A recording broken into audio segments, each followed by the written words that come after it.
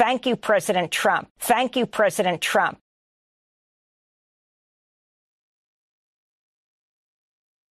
Urge people to move on, but I'm curious, why do you think your supporters in particular have been so interested in the Epstein story? I don't understand about how it's been handled. I don't understand it.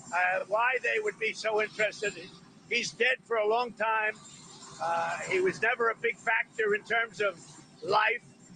I don't understand what the interest or what the fascination is. I really don't. And the credible information's been given. Don't forget, we went through years of the Mueller witch hunt and all of the different things, the Steele dossier, which was all fake. All that information was fake. But I don't understand why the Jeffrey Epstein case would be of interest to anybody.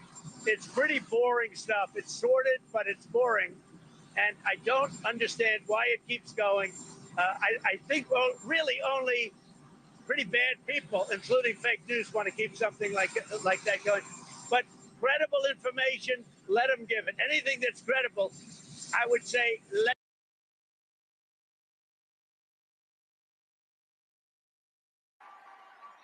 I am on every list except the Epstein list. We haven't heard anything about that one in a while. I'm fine with all the other lists. As long as I'm not on the Epstein list, we're good, right? Speaking of which, how is it that my father can be convicted of 34 crimes, but no one on Epstein's list has even been brought to light? I'm trying to figure out how that's possible, right, folks? It's almost like they're trying to protect those pedophiles for some reason. I can't imagine why, right? We're not allowed to say they're groomers, but when they act a lot like groomers, sort of tells you everything you need to know, right?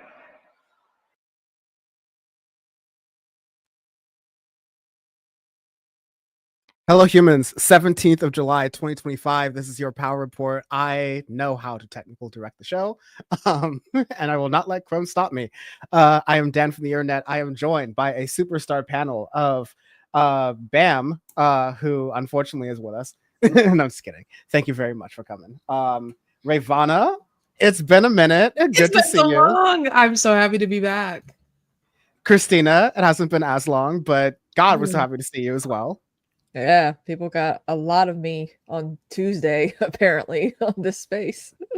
Yeah, I was going to say, we're live streaming in a lot of places. YouTube.com/Dan from the Internet, Twitch.tv/Dan from the web, Twitch.tv/Rayyvana, Twitch.tv/cosmepolitics live. And then later on this space, we've gotten some people who have like seen the replay of Power Report on this space and then have started to join live. So welcome to y'all. Appreciate y'all. Can't promise what's happening next week, but next week's Power Report is going to be very juicy. Me and the Vanguard are going to duke it out. We're going to figure out exactly how it happens. But can I be a moderator? You can be the backup moderator. Cool. The current moderator, Forced. I will have. Anyways, forced and moderation are two words in the English language that sit on opposite sides of my brain. But either ways, we're going to have a really good show next week, but also this week, where we are going to, get started with some of the many things that have happened. We were talking a little bit last week about a lot of the fallout from the Epstein stuff, and top level, I guess I just want to say, like, this needs to be a wake-up call to Democrats in a way that I haven't heard really expressed in other shows, because other shows have done like a really good analysis about how, you know, there's a psyche of America where Donald Trump and the Republican MAGA base has been hyped up on conspiracy theories, and so anything following Epstein makes sense to them.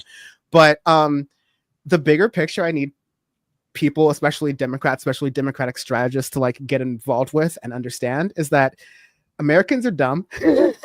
Americans are like very easy to trick. It's not about the policy. It's not about the politics. Ezra Klein, I'm so sorry you spent those years writing that abundance book, but that was a complete waste of fucking time. You should have written something about the id of like the conspiratorial male in America in like the 2010s and 2020s.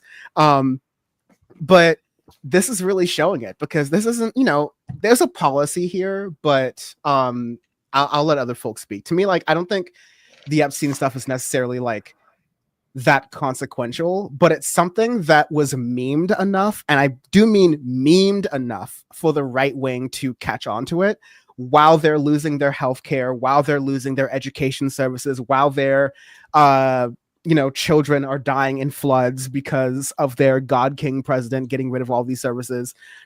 No, what they're really laser focused on is this like Alex Jones, like Ancient Aliens History Channel ass conspiracy theory that's like, of all the great American conspiracy theories, pretty true sounding. But like, I think Democrats like are doing a lot of navel gazing about like, oh, if only we had proposed a top marginal tax rate of 31% instead of 33%. It's like, no, just embrace the slop. Just get into the mud with us. Just like have fun. I mean, this has been really fun to watch because Donald Trump and the Republicans ran on releasing the Epstein files, whatever that was supposed to mean. And like, you played that clip of Don Jr. talking about it. He was literally on the campaign trail saying, I'm going to release the JFK files, I'm going to release the MLK files, and I'm going to release the Epstein files. Maybe from his perspective, he was trying to exonerate his lifelong friend, Jeffrey Epstein. I don't know what that meant for him. But it just sort of became this rallying cry. And they were also running on the idea that Kamala Harris specifically doesn't want to release the files because she'll be on them, which is nuts considering, one, Donald Trump literally on many occasions referred to Epstein as his best friend or very good friend or very close friend. And they spent quite a bit of time together. But also, I'm sorry, the idea that Kamala Harris has like the level of political sway that would be necessary to have been implicated. And at the times where he was engaged in his worst behaviors, I mean, she just wasn't that big of a political figure. The idea that she would have been somehow implicated in the files is absurd. Better argument could be made against Hillary Clinton because of Bill Clinton, but Kamala Harris, are you fucking kidding me? It just doesn't make sense. But I mean, it's really funny to sort of watch some of these chuds turn on Trump because, like I said, he promised them this, ran on it a lot, talked about it a lot, and now is walking it back like, who said that? I never said that. It's crazy that you would even want that. But now the right-wing line is, if you want the Epstein files released, it's because you want child porn published. Fucking Charlie Kirk was using that argument. A couple other right-wingers have been making that argument. It would not be a Ray episode if we didn't get demonetized. I'm sorry. But I mean, it's so absurd. It's so ridiculous. The idea, because they were asking for it over and over and over again. And now suddenly it's some crime. Suddenly that, like, declassifying the names, which they won't, by the way, because they're Mossad useful targets. Is why they won't declassify all the names of the individuals on the Epstein list. But that aside, the idea that that is somehow going to touch upon the victims, it would be pretty easy to declassify certain elements of the files, unredact certain elements of the files without bringing the victims into it. That's just my sense. I think you have a good sense, and I want Kristina and Bam to jump in here. I just want to like give some extra contents for some ABC 7 live, local, and late breaking news. The Wall Street Journal is reporting that for Jeffrey Epstein's 50th birthday, they sent him a lot of Jeffrey Epstein's friends sent him some really, as the Journal reports, body. That's the body yada yada yada language that they're using. One of these messages was from Donald Trump. The leather-bound book was compiled by Ghislaine Maxwell, and the president says the letter is a fake thing. Meanwhile, quoting the Journal, the letter bearing Trump's name, which was reviewed by the Journal, is body, adi, adi, adi, like others in the album. It contains several lines of typewritten text frame by the outline of a naked woman, which appears to be hand-drawn with a heavy marker. A pair of small arcs denotes the woman's breasts, and the future president's signature is a squiggly Donald below her waist, mimicking pubic hair. The letter concludes, "Happy birthday, M dash, and may every day be another wonderful secret," said the world's most innocent man. In an interview with the Journal on Tuesday evening, Trump denied writing the letter and drawing the picture. "This is not me. This is a fake thing. This is a fake Wall Street Journal story," he said. You know you're down bad when you've got to call Rupert Murdoch fake as a Republican. You're cooked, dude. That's a wrap. You going to sue Fox News now. Oh, this is so glorious. When it dropped, and I'm like, oh god damn, Hassan's gonna be on vacation for 3 days now, so that's funny when shit happens, you know. But like when I saw it, I was like, oh my god, this is so, just disgusting. And Trump keeps, digging himself even deeper and deeper into this hole of denying his association with Jeffrey Epstein.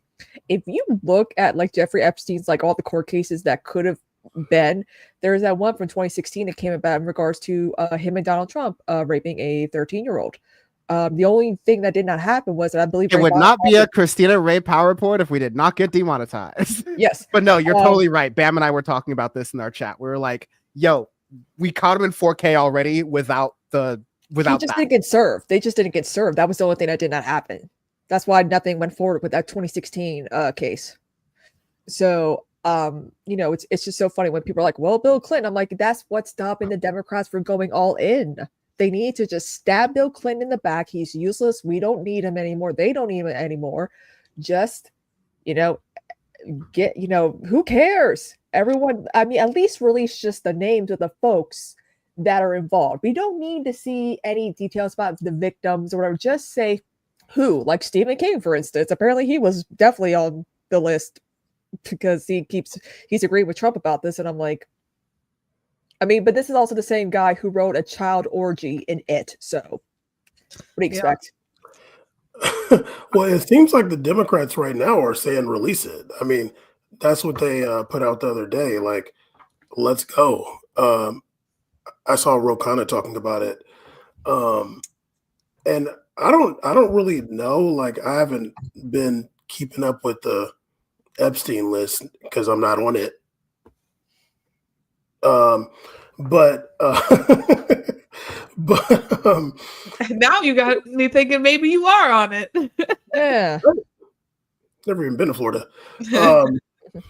Bam likes leg space. So he might, if it's in between, Delta Economy or Epstein's jet, and then you do like a little layover on the island. Like I'm not saying anything, but I won't blame Bam. I'll say that. Bam went there for the snorkeling, okay? No, Bam went to Little St. James, but it was an accident. He got on the wrong plane. No, Kristina, I love your call out for Always Sunny. It was like, no. Yes. I went to the island, but none of the kiddie stuff. I was there for the snorkeling.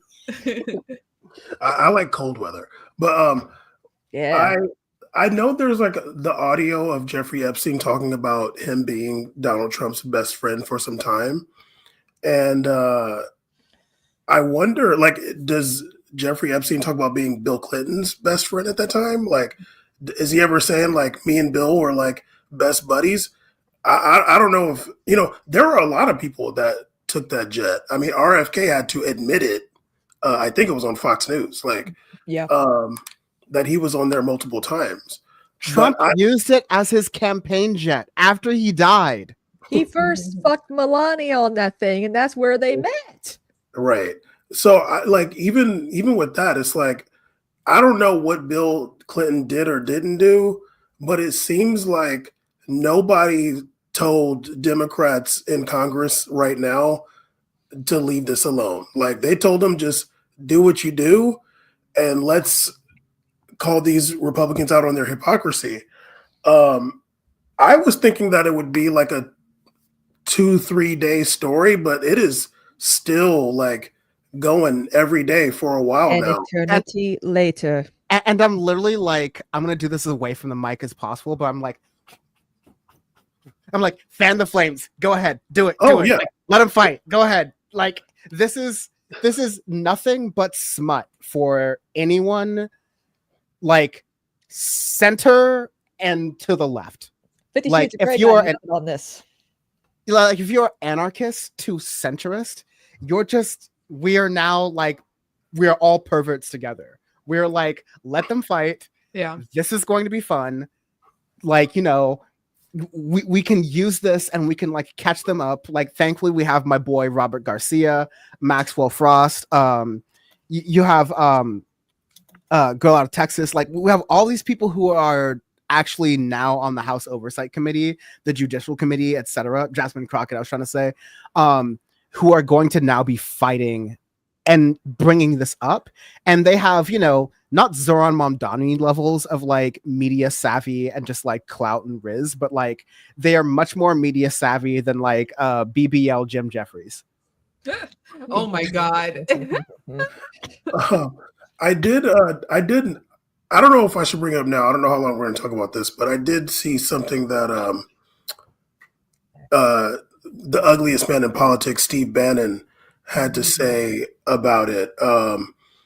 It was interesting, and it kind of goes with what you're saying, Dan. Like the center and the left can all like be united on this thing, because it was interesting to me when Steve Bannon was talking about it at Turning Point's recent conference that Dan might have been at.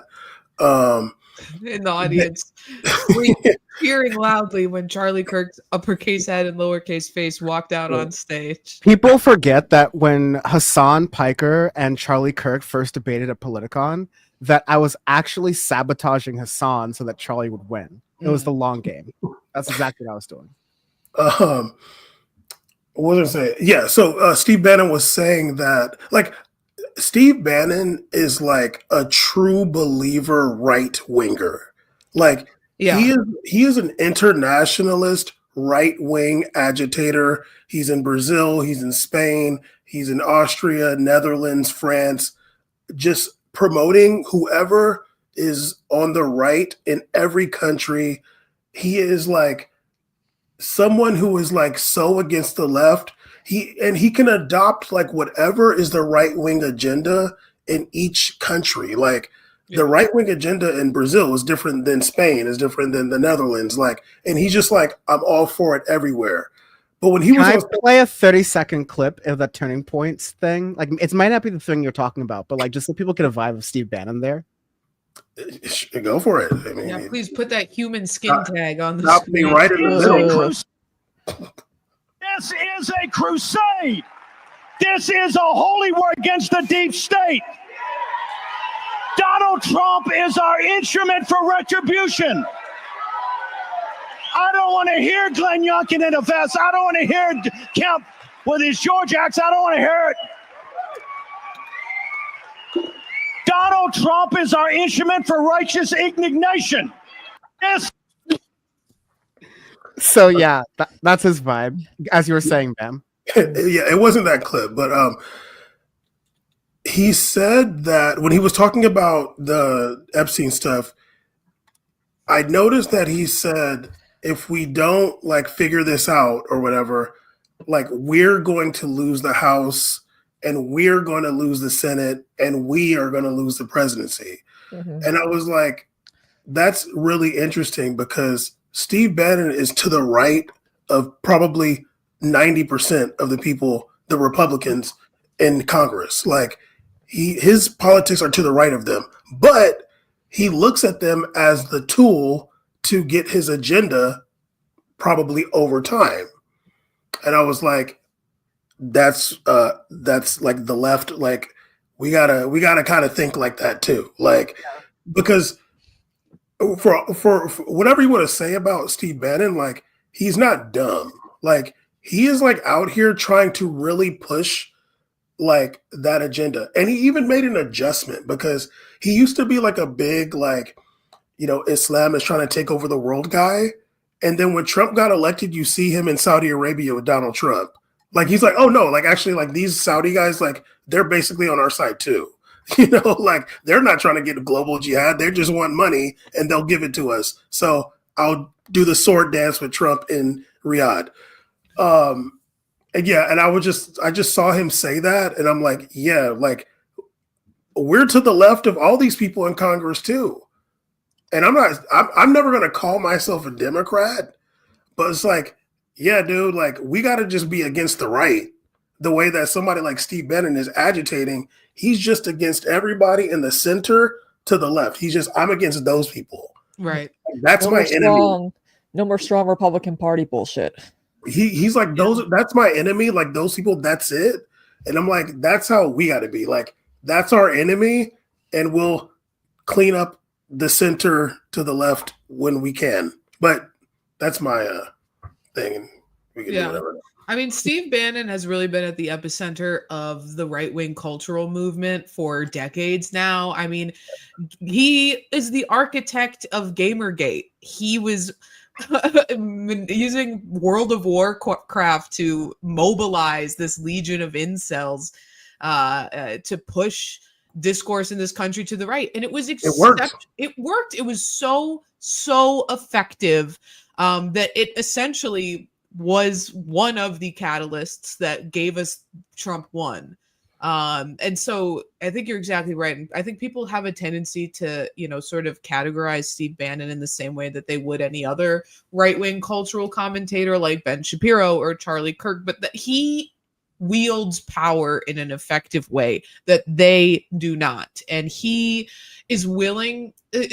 He's unlike a lot of the other people in right-wing politics who sort of have to bow down to Donald Trump and bend the knee to Donald Trump. Donald Trump bends the knee to Steve Bannon. When Donald Trump steps out of line from what Steve Bannon's agenda is, Steve Bannon's on the phone with Donald Trump right now, and then Trump is walking it back. He has a lot of sway and is not afraid to call out Trump when he goes against his fascistic agenda. Regardless of the fact that he is one of the most unpleasant people to look at, it's important to pay attention to him because he is such an important figure. And I think that he doesn't get, I don't want to say credit, but he should be more viewed as more of a threat than he is by the left.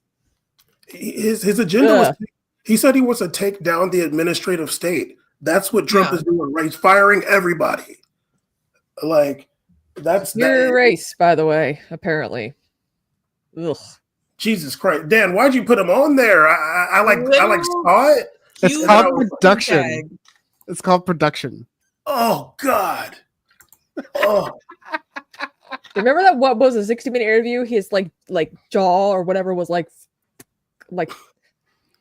spasming, and I was like, everyone saw that and we were like, oh God, what the hell? No, like they say like Trumpism is a hell of a drug or whatever, but like everyone in the Trump administration is on drugs. Yes. Like allegedly. But like I saw that Tom Homan interview where like he looked drunker than me on election night, and I'm just like, I cannot possibly believe like we saw it like fucking 10 days in where Tom Homan was just like, sorry, not Tom Homan, but Fail Son McFox News, the guy who's in the, come on, remind me. Pete Hegseth? Pete Hegseth, yeah. Pete Hegseth just like, on the rocks, just like a boy. Like they don't care. They're doing it in front of our faces. Like, yeah, I just can't believe no, I can believe it, but I'm not surprised. There's always this game, especially recently on the left, where, we're seeing the right wing like kind of splinter a little bit. And I think this is kind of a very unique case, but like this is outside of what a lot of other people were kind of trying to say, but like, there's like two different sections of the right. There's like a populist right and an establishment right.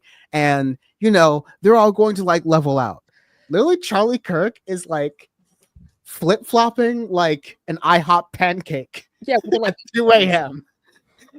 Like he's like, I'm not going to talk about Epstein anymore. It's not important. What I meant was I'm not going to talk about it yesterday, but I'm going to talk about it now because my audience hates me. Ben Shapiro. I trust my friends in the government. Ben Shapiro. Okay, the Epstein stuff was like this, but actually, 3 years ago, I was mentioning about the Epstein stuff was very important. Bill O'Reilly getting caught saying that Biden was hiding all the stuff about Epstein. And then someone on News effing Nation had to tell Bill O'Reilly that all of the Epstein stuff, tip to tail, happened under Trump. Mm-hmm. And Bill O'Reilly like actually short-circuited because they're all getting fucking dementia. Like that's kind of the other thing I wanted to get to is are we smoking on the Trump pack watch now? Is Biden gonna outlast him? That would be I know. crazy. Sleepy Yo. Joe. With the ass Sleepy Joe cancer? is awake and ready. With the Sleepy prostate? Joe fucks. Hashtag Sleepy Joe fucks. Yeah. Oh God. I mean, Like, Oh my God. is Joe Biden getting chemo or something at this point? Like, what is? He's getting adrenochrome. oh yeah, he's got cancer. Doesn't he? Oh, he's got the vibranium, dude. Like, you know. I forgot about that. Really quickly though, before we get off this Epstein thing, I do just want to circle back to one point about the Democrats and like it's really smart politics right now for them to be playing up the Epstein files, but I think it would have been moronic if Kamala Harris ran on releasing the files because that's just not what mobilizes your base as a Democrat. I'm sorry, especially the hard attempt to appeal to middle class upper middle class like white women in the suburbs, which was a stupid strategy, but they don't give a shit. Even Revolutionary Black Network is like more highbrow than any of this shit. Like it's just it's so. Well, you know what's funny too is that there's like memos within the Democrat Party, like we got to cuss more, we got to be mean, we got to play dirty. And I'm like, y'all canceled.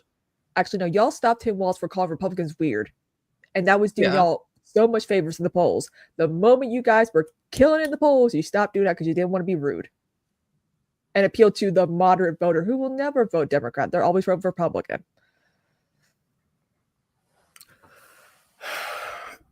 Mama's on it. Obama will save us. It's totally fine. Divorcing? Just kidding. Anyways, glad to have you on, Ray, so we can exploit your knowledge of things involving habeas corpus, Magna Carta, and things of that nature.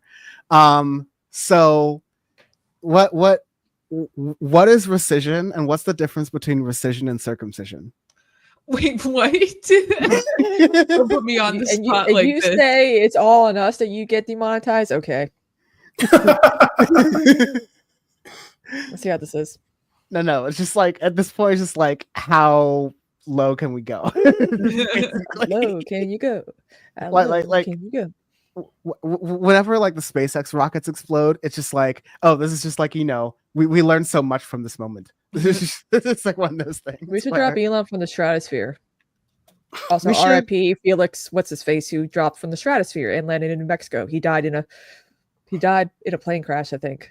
Like he was like some like extreme athlete who like did crazy shit. And I'm like, can we do that to Elon and make sure we don't have a parachute for him or something like that?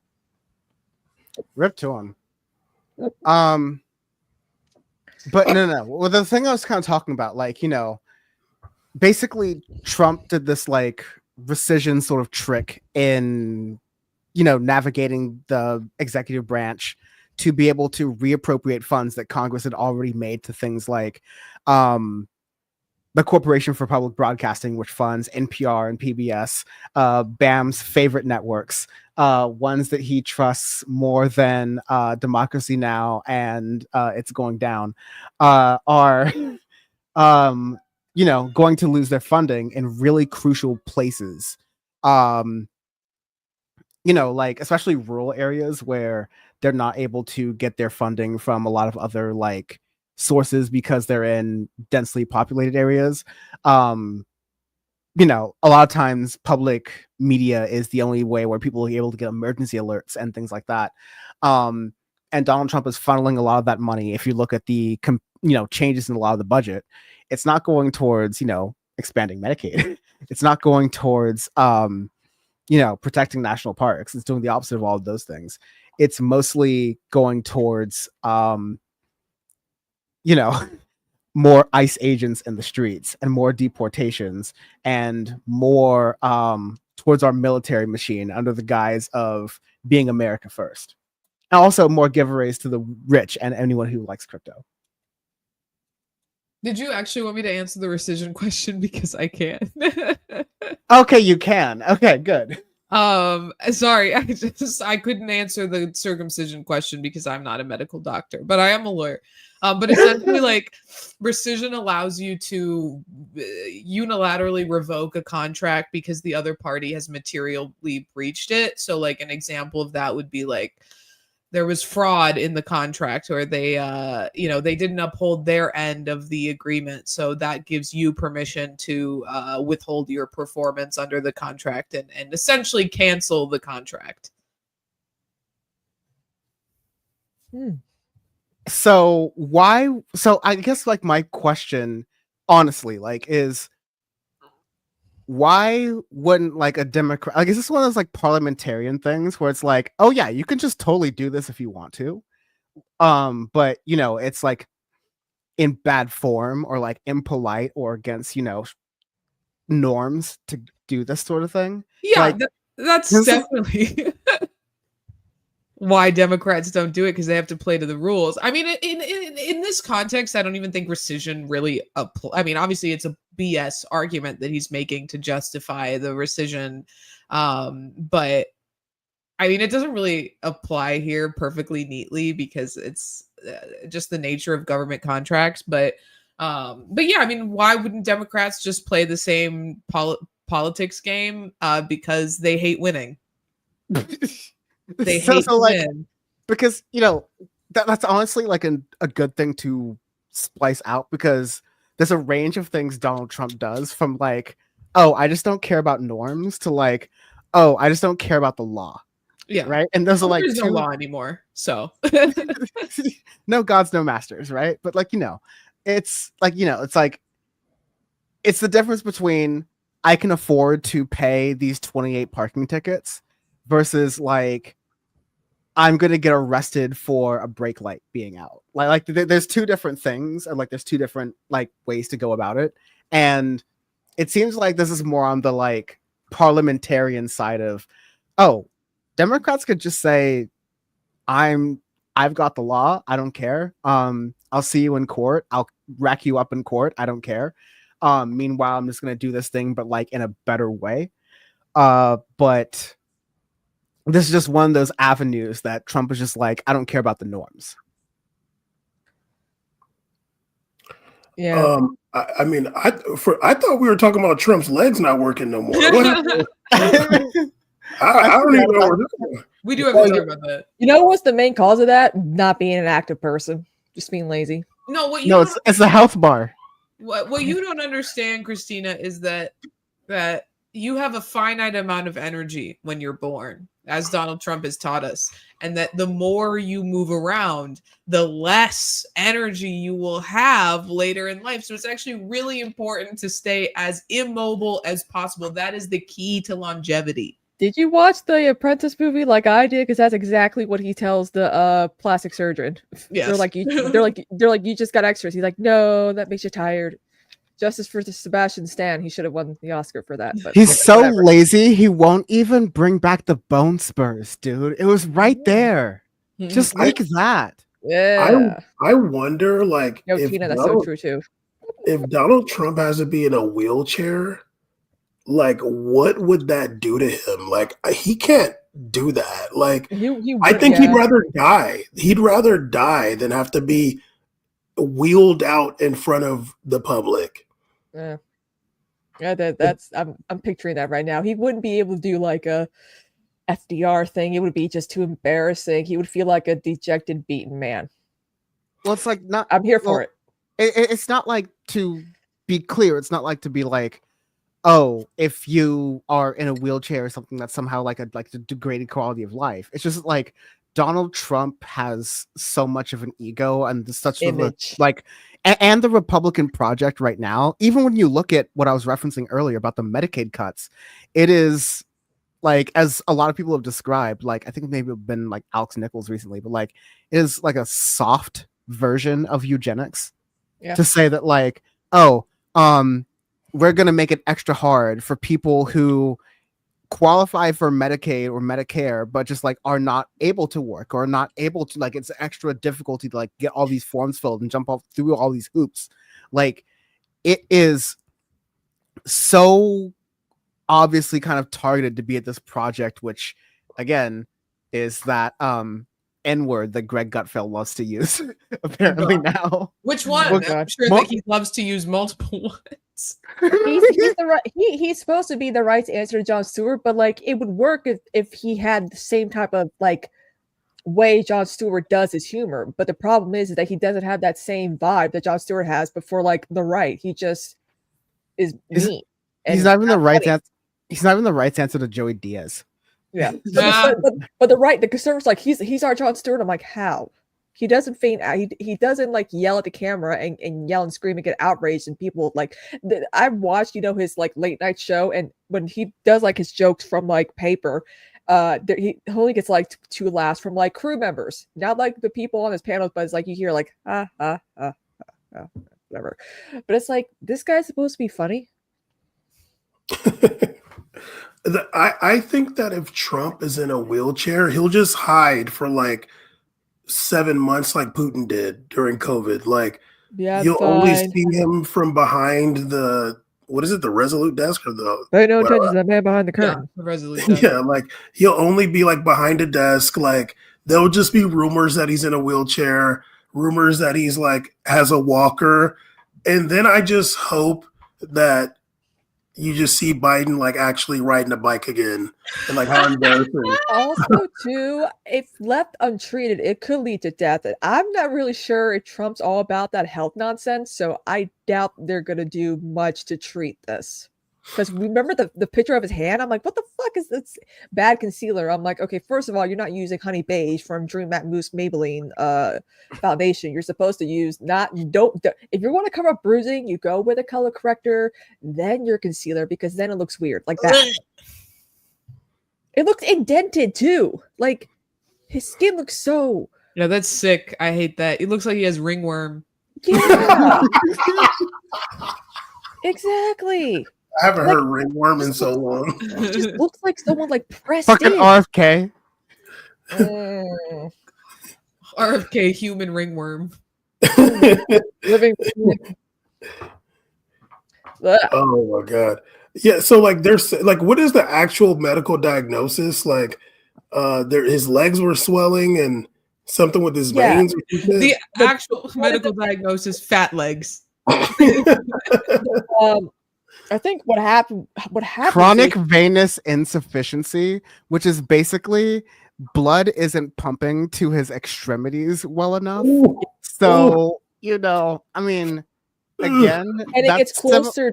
It gets closer to like the actual like vein. Like that's why your legs look this color. Because I saw some photos of what it looks like, and I'm like, God damn.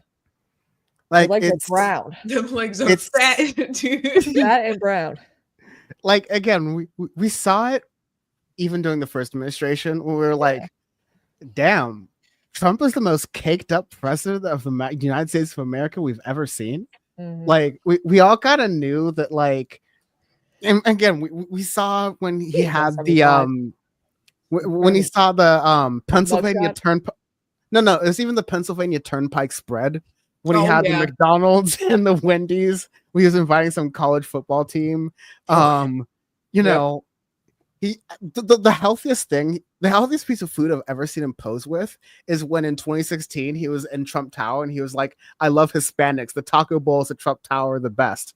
Like, and then that file cabinet was opened up and you could see all the Sudafed. and if not that, the files titled things like csam.png, like not to say that Trump is that woke, but I'm within earshot of my cousins, so I guess I should tone it down. So what's the chances he could die from this or be in the okay, let me not say that. What's the chances like he's gonna be in the hospital for a while? Get it popping. Well, here's the thing. You know how people without their insulin who are diabetic can die from a thing called diabetic ketoacidosis? Like, it's probably the quickest way to die as a diabetic because you just stop taking your insulin.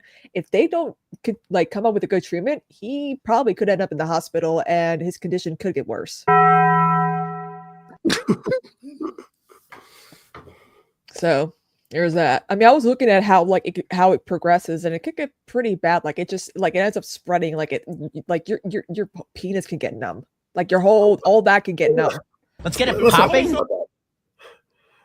Ray, you're a doctor. You're looking up WebMD right now. What you got?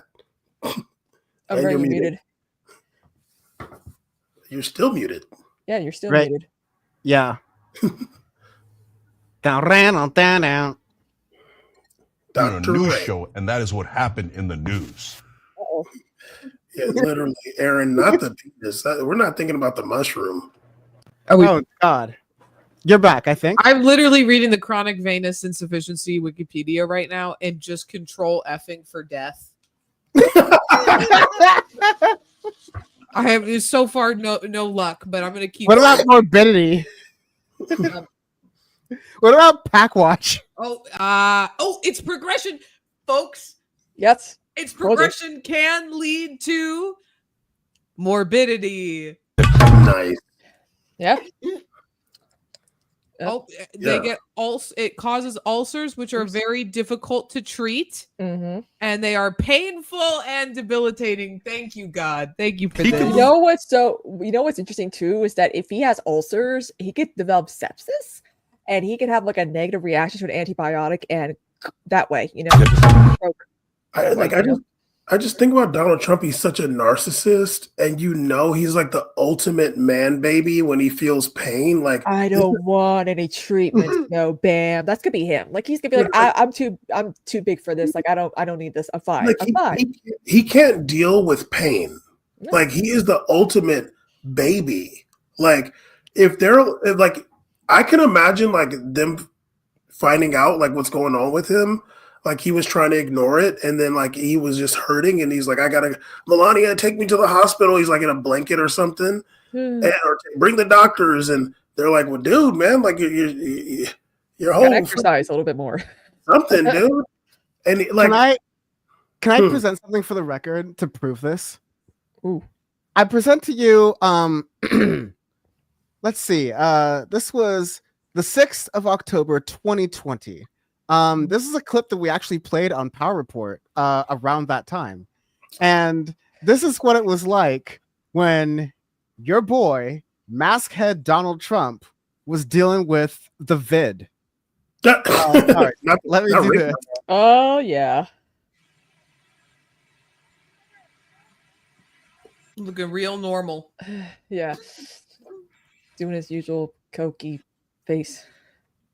Breathing real normal. You see that? You see that? What's up with that jaw? Oh, he's on uppers. Oh yeah. Well, it's that Sudafed. That's what he does to. Again, the hairline blend in.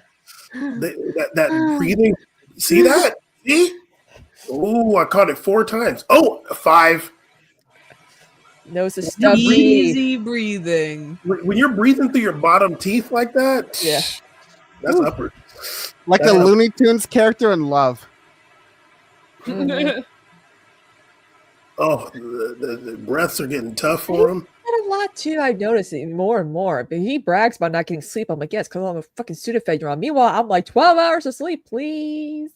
Give me my trazodone and my 2 muscle relaxers, and I'm out like light. Yeah, well, we're just hoping for the best. Hoping for him to go through any of what these people getting rounded up, the mental anguish and the physical anguish. You deserve it. He's not gonna like the fact that he's gonna get ugly, and I'm like, dude, you already were uglier. Yeah, like the CIA might actually get like American Dad season 2. Back, the gang is back together. If the economy starts to crash. So, like he's lost the people, he's lost his crazy ass base. If he loses the people who are actually in power, who are people in the financial industry of multiple different religions, I'm going to be very Rick in this. Whoa! Hey! Whoa! And you were giving us shit about getting the stream demonetized. No, I was covering my bases because I didn't want to sound like the actual yeah. anti-Semites. Yeah, you know. Again, some of my best friends are Jewish. Get it popping. Whoa. I can't be And Christian. anti-Semitic. I have Jewish friends. And Christian. I'm not anti-Semitic shirt raising a lot of good questions already answered by the shirt. My lawyers are Jewish, you know. Yeah. Like what the hell, dude? My lawyers are Tibetan monks, actually. That's why they're so peaceful, and I lose every single case I get tried. So, anyways, let's.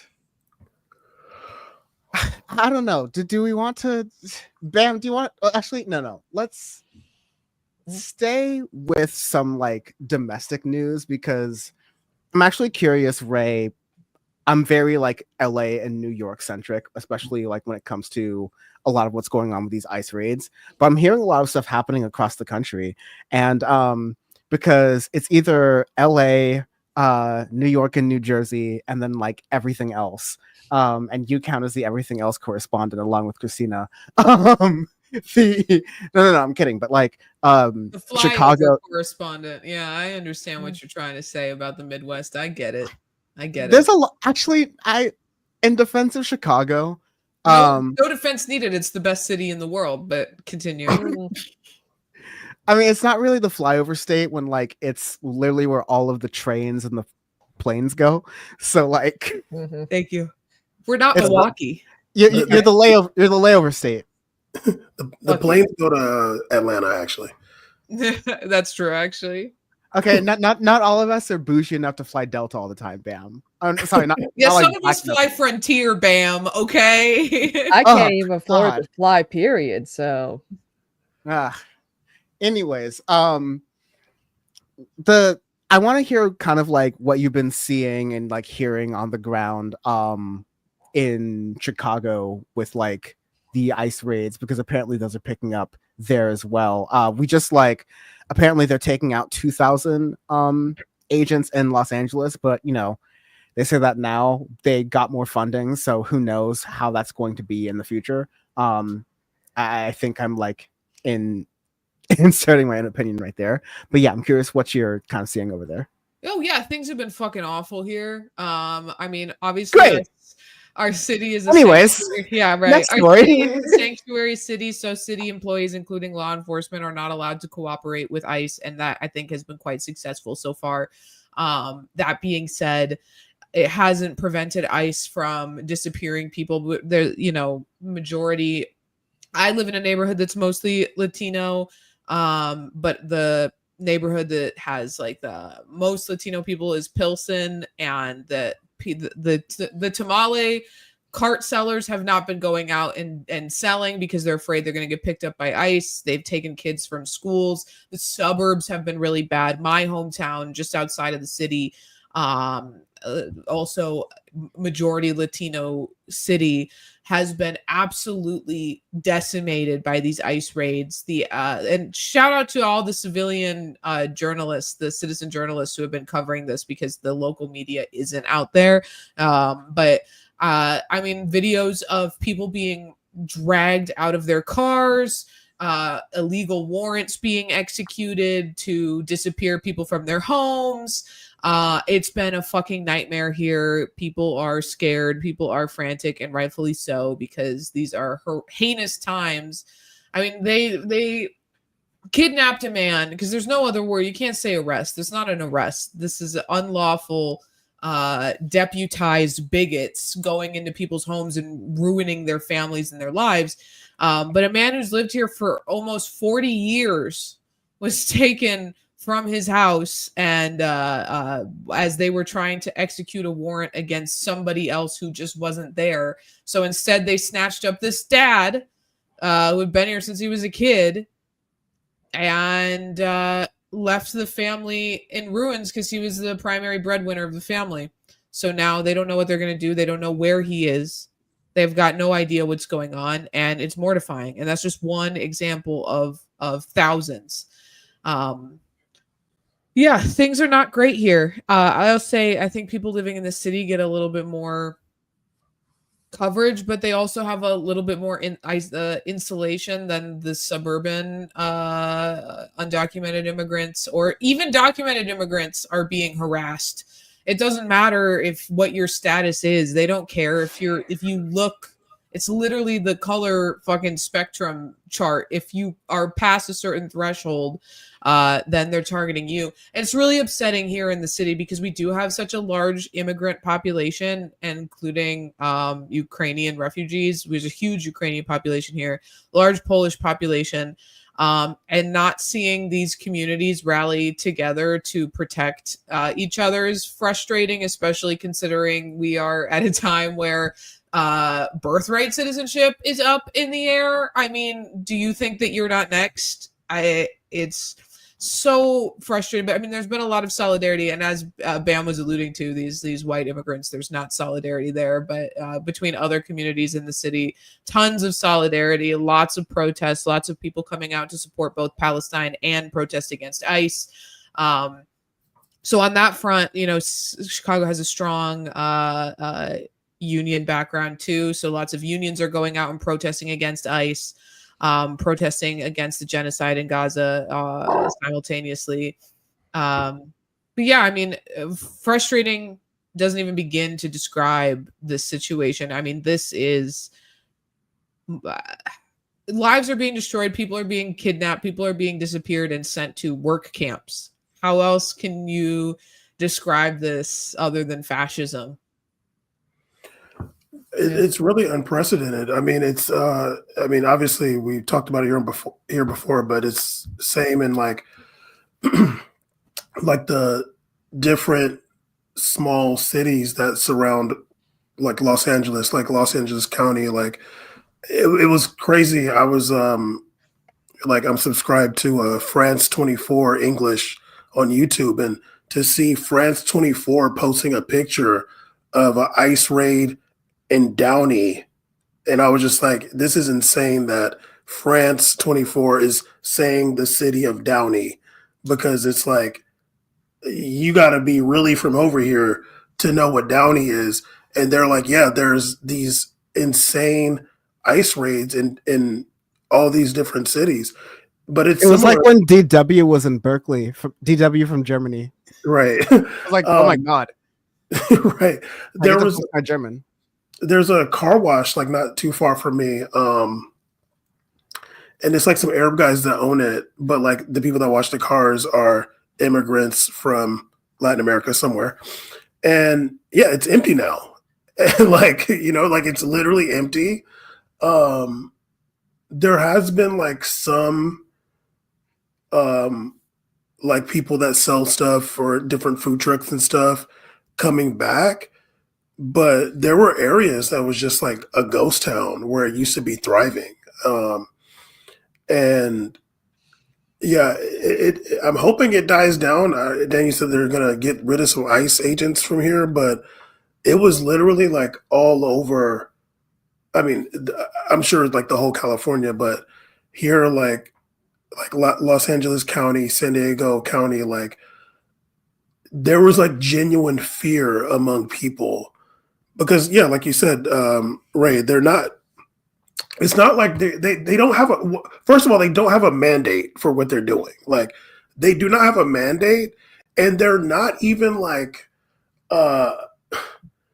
Like there's a video of a guy. He's like yelling, "I'm a citizen! I'm a citizen!" while they're putting him in the Ford Explorer from Enterprise. Like, right. It's like, what are they even asking you? Hey, are you a citizen? If you say yes, okay, you can't prove it. You're not walking around with your birth certificate, whatever. So they're just gonna detain you because you look Mexican or whatever. Or if you say no, I'm not a citizen, okay, they're detaining you. You could be here legally, you know. So yeah, it's like very unprecedented times. But there are some lawsuits happening. Now Ray is on the other side of those lawsuits protecting Border Patrol. Oh, shut the fuck up. But no, there are some lawsuits that I've been seeing down the pipe I don't know if people can get like paid for getting detained unlawfully. Like, I don't know. Ray might know that, but if they can, boy, holy shit, hopefully they get paid. Yeah, I mean, right now, I think the primary concern is just getting them out of, this illegal custody. I'm assuming, and now would be a really hostile time to try to bring, a lawsuit for deprivation of liberty unlawfully, to try to get money damages, because of the current injustice system, as it should properly be known as. I mean, it is possible. Absolutely, you could sue for the deprivation of your liberty, without just cause. But I mean, right now, what is the administration's response going to be? That there is a national emergency of undocumented migrants, as I'm sure they would describe it, infesting our country. It's a hostile takeover, however they always describe it, an invasion.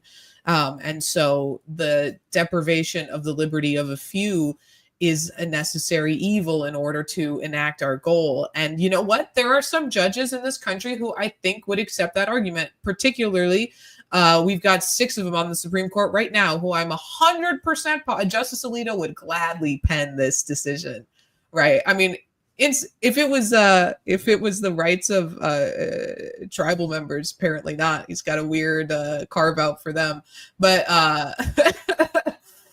but yeah, I mean, he would get away with it, and it would just be now is not the time, I think, to bring that lawsuit. As long as it's still like seasonable after this administration, I think that they absolutely should be able. I mean, they should be able to recover now, but I think that the primary focus of attorneys is just getting them out, and that's also been a fucking uphill battle. Tons of resources going into that right now. And mind you, immigration attorneys are overworked and underpaid. And there's high turnover in the field because it is emotionally exhausting work. Whether or not you're working with people who have undocumented status, or you're working with deportations, or if you're just doing like asylum cases, the immigration system in this country is so broken that like you could be waiting to have your hearing for your asylum case for 10 years and still never know when your date is going to be called. Never know when your hearing is coming up. It is completely dismantled and completely broken. And that predated Trump. Trump made it worse.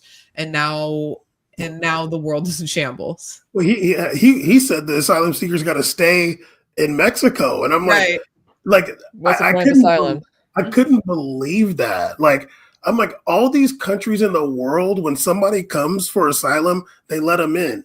Iran at one point had the most refugees because they're all coming from Afghanistan, and they let them stay there. They're kind of kicking them out right now, but Bam, I'm sorry to cut you off for the third time. Mm-hmm. But like, I'll wrap the Chiron in a moment. But like, Trump sent like 5 immigrants, like, I think 3 out of 5 were from Central America, from a country in Africa I'd never heard of before. It used to be called Swaziland. That's why. Eswatini. It used to be Swaziland. It's a landlocked country in like the South middle Africa. of South Africa, along with Lesotho, which I'd actually heard of before because of a nerdy video game I play. But like, Eswatini is taking migrants from America. Like, they're rounding people up. And one thing Sachi just mentioned too, that like, keep in mind there are also people who are faking as ICE agents and also disappearing people. Yeah, as a well, lot of women right? are disappearing. And like it's kind of like a Superman meme pointing at each other moment where like local news is like, oh, we love to report on true crime stories and things where people are getting kidnapped. Also, we love to report on conservative heavy stories like ICE kidnapping people. Which ones do we agree with? If it bleeds, it leads. We'll just run them all. We live in hell. But like, yeah, we're any country that wants to take people is like doing this. Like, this is a full. We need to be like serious about what this is. I'm like, I'm doing a bad job of trying to be like, okay, what how we like change this, but like I just like can't at this point right now because it's like it's so bad. And there's so many, like I listen to like, and I read Politico Playbook and things like that because they have certain scoops like that, but that, all it is just like TMZ for the White House now. Like Lauren Boebert or people from Pete Hegseth's office or whatever will like leak things to Politico or Axios or whatever, and they'll like talk about these different stories. Meanwhile, I think like, you know, there are other foreign publications, like, you know, quote unquote foreign, like the Financial Times or whatever, like who are trying to like actually investigate these things from a more adversarial perspective.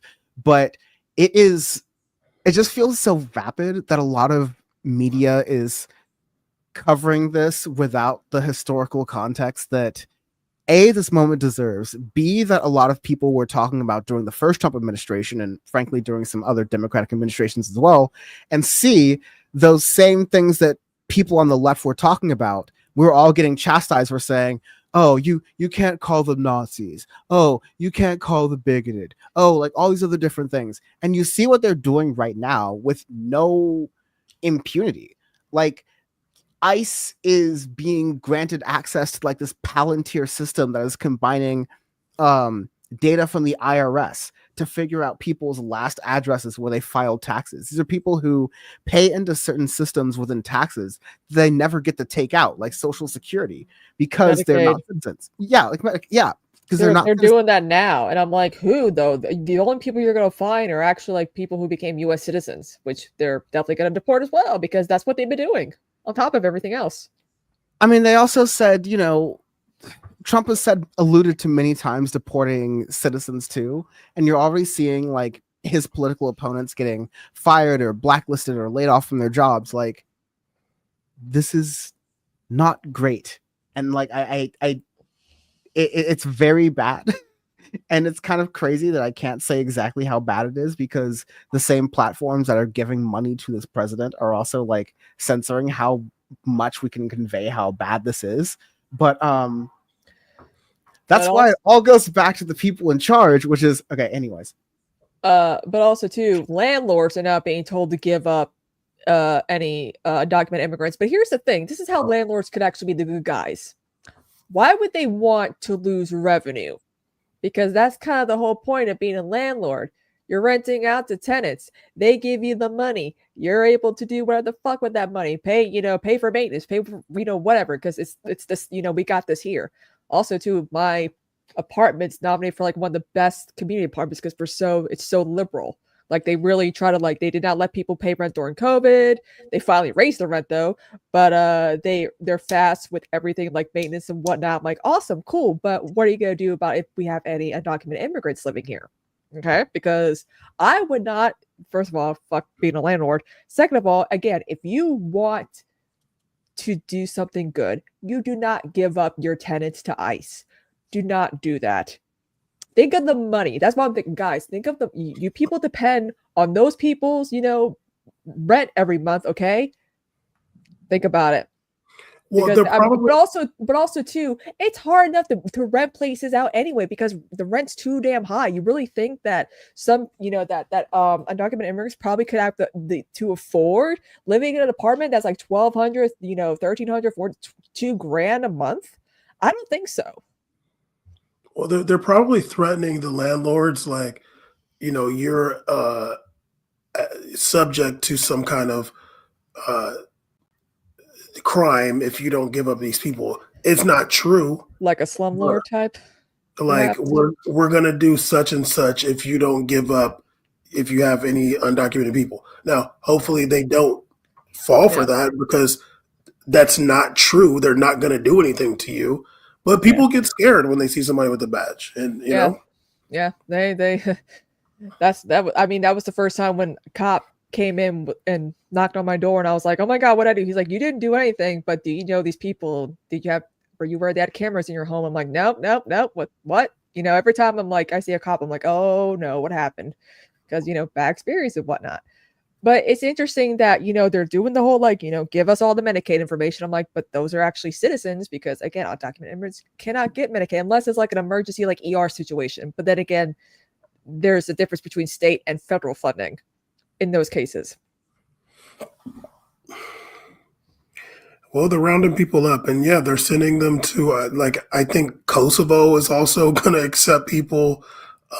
South Sudan has already accepted a bunch of people, and yeah, it's to somebody else is. I have a lot of friends who are either DACA or again, marriage doesn't save your immigration status these days. Probably did. It meant something back in the day, but not anymore.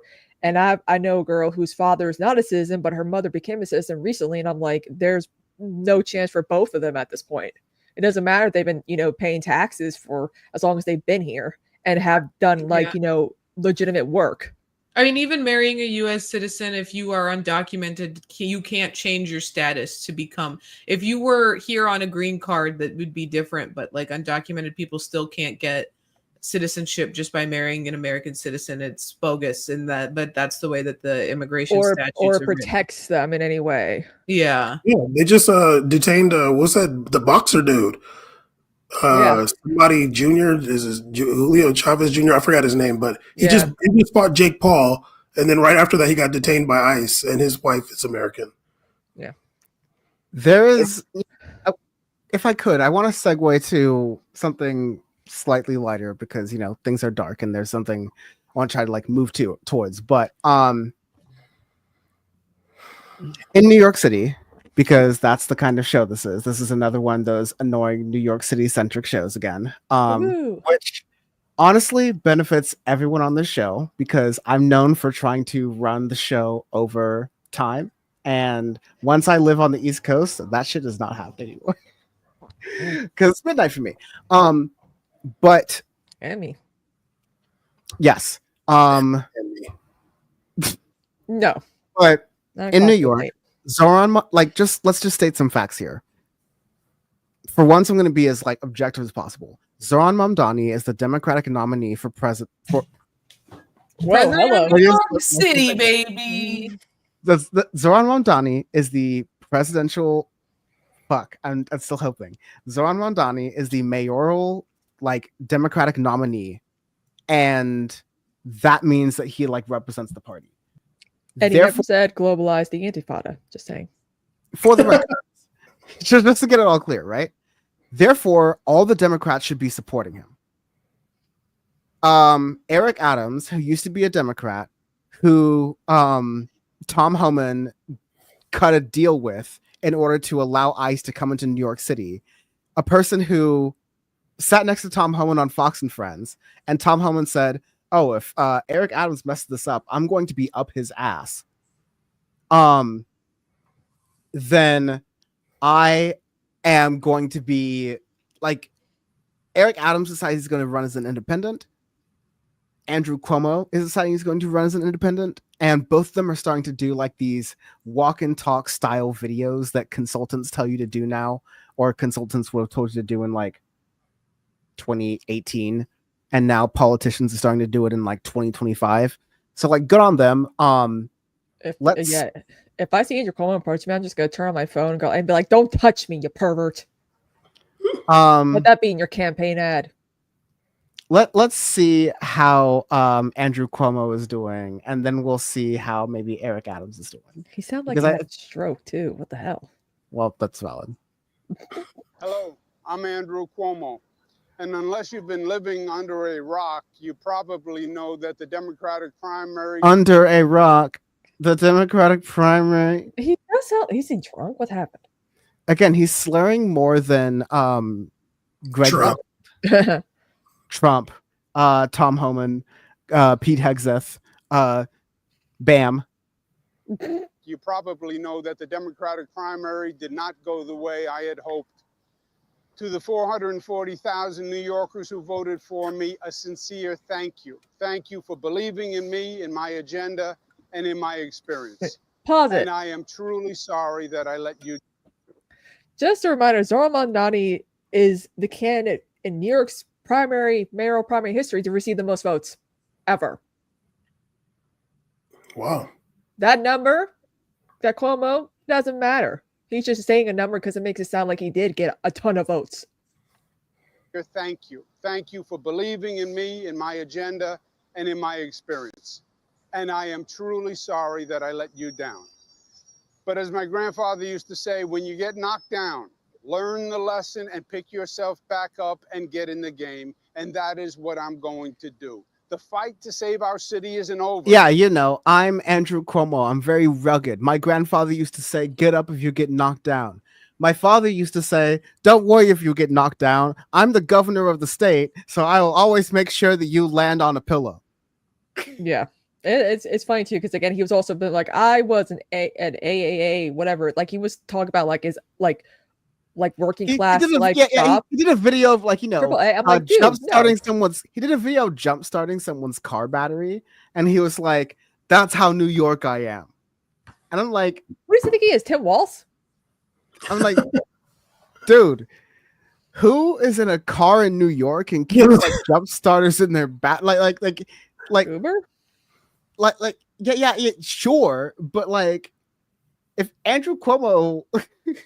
If anything, Zoran Mondani has more chops on making sure that taxi cab drivers and people who do rideshare are paid a fair wage and get to live a fair life in New York City than Andrew Cuomo is, who is like actively fighting against those things, especially also fighting against riding the MTA, which like, if anything, there's going to be something very funny like the Eric Adams discovering crack in your the discovering crack in your parents, or sorry, your child's room or whatever.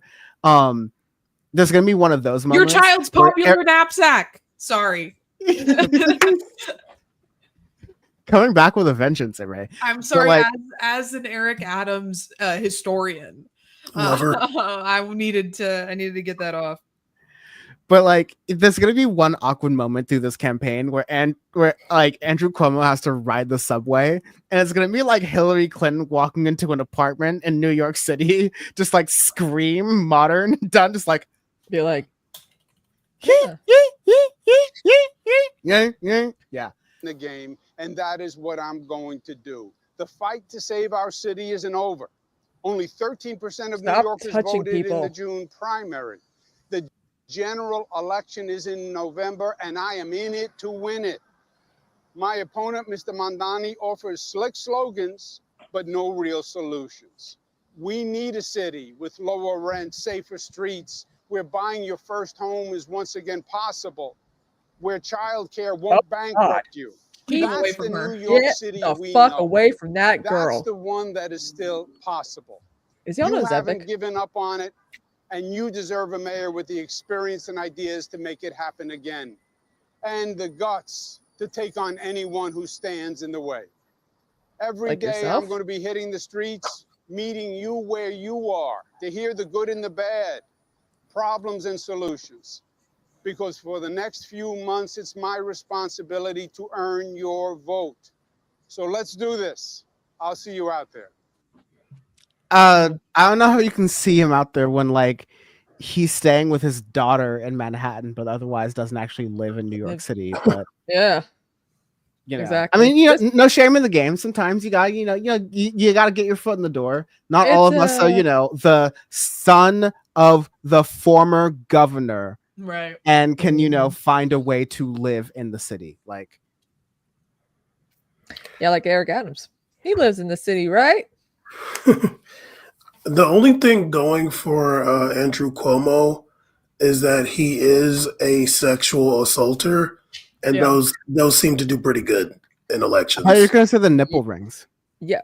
Oh God. Well, also too, I mean, when it came to like the anti-Semitism, like that people were saying about Zoran, I was telling like a lot of the I know a lot of like older Jewish Democratic voters. And they're like, well, he said this. I'm like, here's a Rolling Stone article that debunks everything that people are saying about him. Yeah, okay, he might have, hit on a few women, but still, I'm like, you mean to tell me? I'm like, first of all, he sexually harassed one of my friends. Okay, like we all know Lindsay, and why would you say that? He's just like, he's basically the Democrats' answer to Trump. You want that? You want someone who's like that back in office again? Yeah. I'm like, I'm sorry, I can't deal with it. Like, no. You know what? Okay, I was gonna say something really, really bad, but I'm not gonna say Do it. it. We already passed that. If Yeah, we're anyone not deserves anti-Semitism, it's these voters. Anyway, Ooh. Different than what I thought you were gonna say. I'll be honest. see, I told Be y'all. honest. There's no good reason to be discriminatory.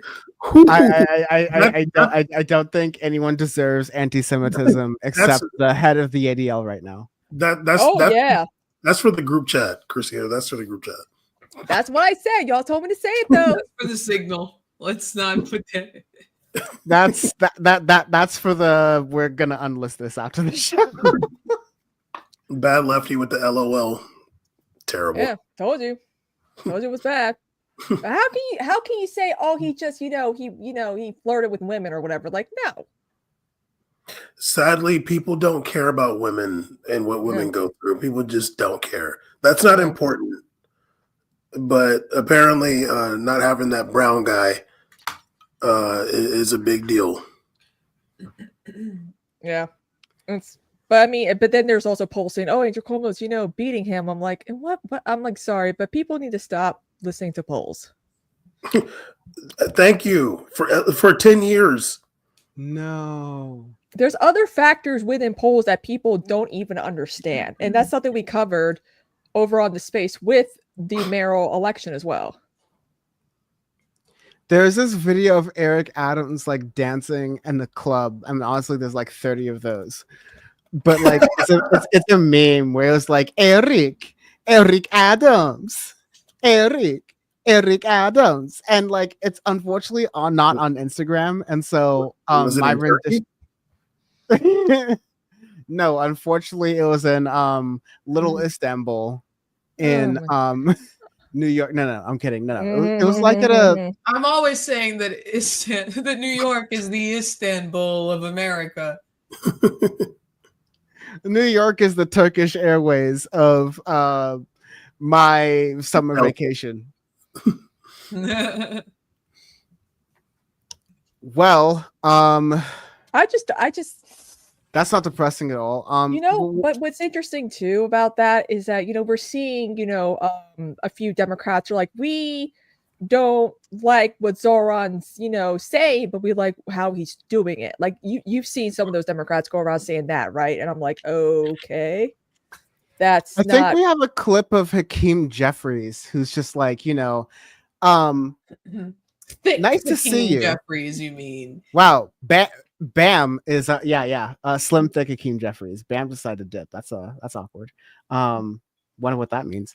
But anyways, here's Hakeem Jeffries, kind of like to your point, what you were saying. You're meeting with Zoran Mamdani. You have not endorsed him yet. What do you say to people who say, why are you not endorsing the guy that won the Democratic primary in a contested election in your backyard? Well, I look forward to sitting down and talking to him. I didn't get involved in that primary election, and I don't know him well. We had a very good conversation the day after the primary. We agreed to meet, and so I'm looking forward to having that discussion on Friday. It must be that Keke Palmer, like, wow, I'm sorry. I've never met that man. Sorry to this man. If I saw him on the street, I wouldn't know a thing. Sorry to this man. Sounds like Trump. Sorry to this man. Great guy. Like, what the hell? Wow. What the hell is this answer though? Like, this is the guy who was groomed by Nancy Pelosi. Wow.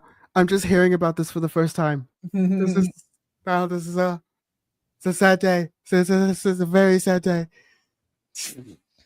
Yeah, vote blue no matter who, y'all. Like none of the leading Democrats in New York City are endorsing him, and that speaks a lot. Like the volume is turned up, the bass is turned up, and it's there's I'm not going to go into this. I'm a new man. No, I'm not. I'm going to be toxic later on. Not this episode, but in the future. But like, I kind of went into this earlier about how there are some people who claim to be like part of the left who are like, oh, Zoran just took a picture with like Richie Torres or whatever, and like a couple of other people who are like, definitely not good Democrats and ones who I would love to get out of office. But like, to that vote blue no matter who point, Zoran Mamdani is the president. No, I'm just kidding. I'm not going to make that mistake again. Zoran Mamdani is the Democratic nominee for mayor of New York City. Therefore, guess what? Like, Bernie walked so AOC could run, so Zoran could fly. All right. Right. Yeah. Yeah. Just to finish this point, sorry, but like, you can't fight this, that he is the Democratic nominee. Therefore, if you are a Democrat in the New York area, or frankly across the country, you've got to walk your way faster to endorsing him before you start to do this whole like, well, you know, he's my friend across the aisle, but we disagree on certain things, because that's what you say about Republicans. So you're not going to be fighting the Democratic nominee for president mayor of New York City. And like, to say you're going to find some different, you can fix your mouth to find some different random reason to equivocate about this, just because, like Kristina said earlier, of a question that was posed to him about a word that Zoran never said and never endorsed. In fact, specifically said that's not necessarily the wording I would use, but defined it as smartly as he does as a word translated from another language to mean the same thing that, by the way, the Holocaust Museum uses as the same word to mean struggle, and uses in history and translates in all these other different contexts. And like, no matter how often he tries to fight these things, they're still going to get people like Chuck Schumer and Hakeem Jeffries who are going to fight against this. And it's kind of despicable, but again, they're on watch. We know who they are. And Hakeem Jeffries is in the House, so he has to fight for a seat every 2 years. And that would be very funny. That would be the funniest thing ever. If he could be challenged. It'd be difficult, but like, crazier things can happen right now. Yeah, and I don't like that Bernie's falling for like that propaganda. He's like, I'm worried about what he's saying about some, in the Jewish community. I'm like, he needs to tone some of his language. I'm like, Bernie, come on. But then again, he's the same guy who calls this Netanyahu's war and not a genocide. And it's like, Bernie, your liberal Zionism is showing. Like, what are we doing here? You know what? And where's your kippah? This is the Dan's a New Yorker now, so we got to talk about Mamdani every week. This local election, we'll see when is the election, in November? Yes, and I've talked about how in New York, in bad New York City, that there are people like Kenneth Mejia who are people who could like emulate the Zoran model. I think up in Chicago, our friend Kat Abu Ghazaleh is someone who can like emulate the Zoran model in a number of different places, so that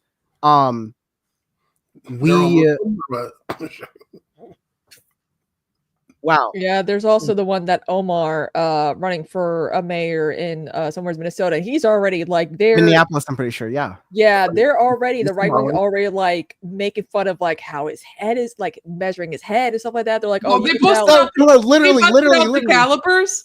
Is he Somali? Yeah. No. Like, yeah, like I was looking, I saw that, I was like, what the fuck are these? No, let me do it. I gotta find it because you're so right. They're like, there's a difference between like an African and an African American. I'm like, what the fuck does that even mean? What? Like, what? Like, when I saw that, my blood just, oh my God. There was literally like a right winger who was like, you can tell by the look of his forehead that he is a Somali. Okay. He wants to run for the mayor of mayor of a city of America. And it's just like, born here. No, wait, is this person from Minneapolis too? I think he was born in DC. I think he was born in America. He's an American citizen. Because I'm gonna be honest, I from San Diego, did my time in the Muslim community. I can spot a Somali from a mile away. Okay, Bam, but like you're not a right Republican. Bam's just a phrenologist, a measures man people's of skulls. science. Okay, don't be Bam's like out here like I'm measuring skulls, man. That's what I do. Honestly, any East African especially is like you're getting clocked off the rip. But this guy might not have that pass to say that. This is a disaster stream. If any one of us want to like jump in the ring and run for like an office, like that's a wrap. Certainly not Kristina now. No, AIPAC wrap, heavily dude. funding her opponent. Yeah. I'm gonna tap the brakes right there. But like you know, when I saw that, I was like, "Are you fucking kidding me?" No, right now? I was just like, no one's gonna report on this, and thank you, Kristina, for mentioning that. But like, no one's gonna report on this because it's Minneapolis and it's his announcement. But to Bam's point about like he's all butthurt because Diamond Point or Diamond Bar, California isn't getting coverage for their tight mayoral election. Like you know, the stuff about Zoran like trickles down throughout the country because of like the attention span that New York has to a lot of media, and because of how like other candidates are kind of following in his lead in other parts of the country, or I'm not saying even following in his lead because like people like Kat were like doing their thing around the same time, so like she's doing her own thing, honestly. So like I think it's just to overall build this narrative, and what I think is important to do is like it's the best time ever, even though it's the worst time for like fucking everything. It's the best time ever for progressives to start to be like, if we built a project 2027 for when we get the House back, if we built a project 2029 for if we got the Senate back, and if we got the presidency back, and if we can still vote and shit, right? Like we wouldn't be doing these piecemeal, like means tested abundance programs. We're going to do this. Like, no, we would do like nationalization. We would do like mass wealth appropriation. We would have to like do a swing back.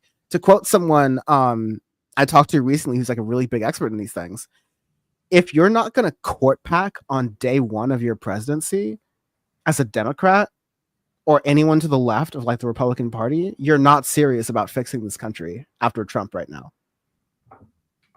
Yeah. No. And I remember, what was it, in Arizona? There was a Democratic primary where the Bernie AOC candidate won, and all the articles are like, Mom Donnie's, momentum fizzles out in Arizona. And I'm like, what are you? I'm like, no, that's a lot of people were saying that like, oh, David Hogg's candidate lost, and like David Hogg, picked the losing horse in that one's. And I don't think that's, I think that's a David Hogg thing. I don't think that's a left thing. But yeah, no, yeah. The candidate that's like to the left won. That's really important, especially around there. Yeah. Like I don't. They really try to downplay this stuff. Yeah, Caesar was talking to me about that. The other person that lost, she's like 25 and big on social media or something like that. David Hogg was supporting her.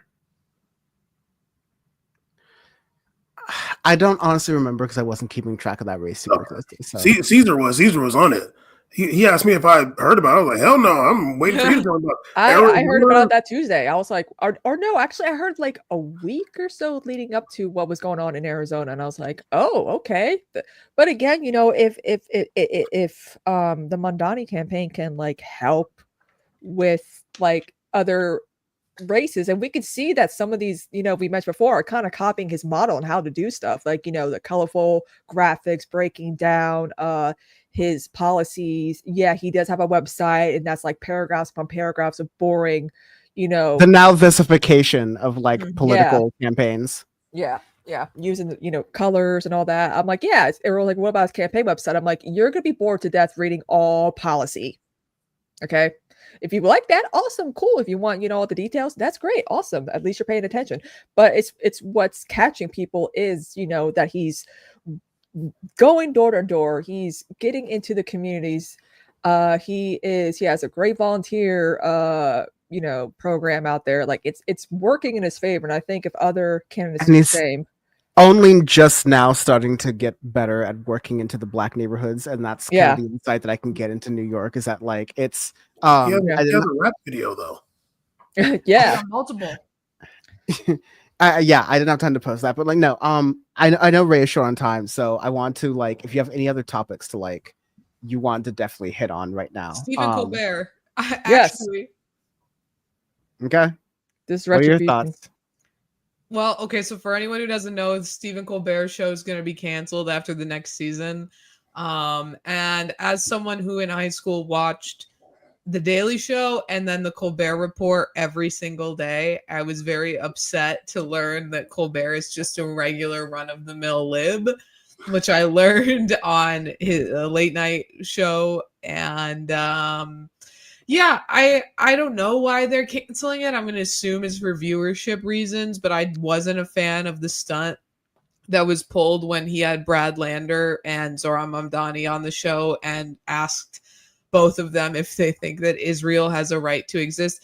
I mean, part of me wonders if they asked him to ask the question so that they could, to a larger audience, get their exact positions out there. And obviously Zohran is like exceptionally articulate and particularly talented in the art of campaign talk. And to be fair, Brad has chops as well. I'm not going to compare the two, but I'm saying like Brad handled that very well, and it was like, as Sachi and like and many other people have said, like it was a clinic in solidarity, especially in a ranked choice voting setting. I mean, my hope for what happens here is maybe Colbert makes his triumphant return to Comedy Central and does what he used to do. But at the same time, I don't know, the magic is gone. I now know that you're just lived up and kind of disappointing. I don't care that his show is canceled. In fact, it makes no difference in my life, but I did just want to talk about it because I don't know, I think for a lot of people around my age that he played a formative part in our left-wing political awakening or getting interested in politics whatsoever. So it's a weird arc to see, although I prefer the unhinged gremlin version of him that we saw on the Colbert Report over, what we've been getting the last however many years on CBS. Not that I was ever really watching the show. The rally to restore sanity and or truth. Right. But let's also remember his and I really need to recuse myself here for reasons, but the President animated show that he did for Showtime, because that's also like a CBS Paramount property. Yeah. That was like animated and just like really like, not his best work. But there is a reason why they're doing this. Is because CBS had to pay Trump a bunch of money for making fun of him. And that's what all these networks are doing. That's what they're doing. They're all caving to him now. Like, it's sad. I mean, Trump is teabagging them. Like it's just like it's like ABC. Yeah. It is like Modern Warfare 2, remix World Edition 2028, where like you're just dominating a particular player and you're trying to get him to rage quit. Like there's one theory that like I think Amy Goodman had, that like he was suing one of these cable networks for like the exact amount that like he had been sued for like some others different like media related thing by a similar property. But like we know, I'm not sure if that's true or not. Like honestly, of course I don't know, but like he is a person about retribution for sure. And I just don't like, there's this usual sort of like a thing with my friends who are from different countries who are just like, I am pretty done with America as a country. Like, damn, I can't believe you actually live there.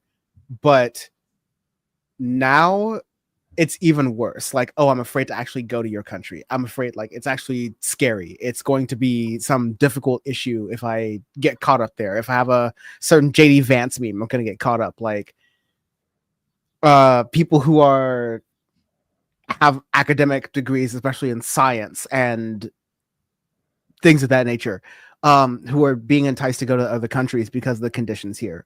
Tim Pool's dad actually did a video about how people who are working for the Bureau of Land Management who are scientists are so understaffed that the scientists are cleaning the toilets Shut up. in national parks. Shut up, yo. Because the scientists are understaffed, the like cleaners are understaffed, like the maintenance are understaffed, and like the Bureau of Land Management was already understaffed, Right. even in the best of times. But Literally. like, Yeah, I saw that Nick Offerman thing from the Daily Show. The way I would crash out if I got a PhD and I had to work the power washer. If you're like there, people, yeah. You like there's like Bigfoot, but you can't afford the iPhone. Like you're like, I got an iPhone 8 and it's still blurry. Like, God damn, yo. Yeah, that's really awful. Going back, I mean, I'm not going to harp on it, but just going back to Steve Bannon, it's like, I mean, I don't know how much this is part of the administrative state, but it is the federal government, and that's the agenda. Just destroy the whole thing.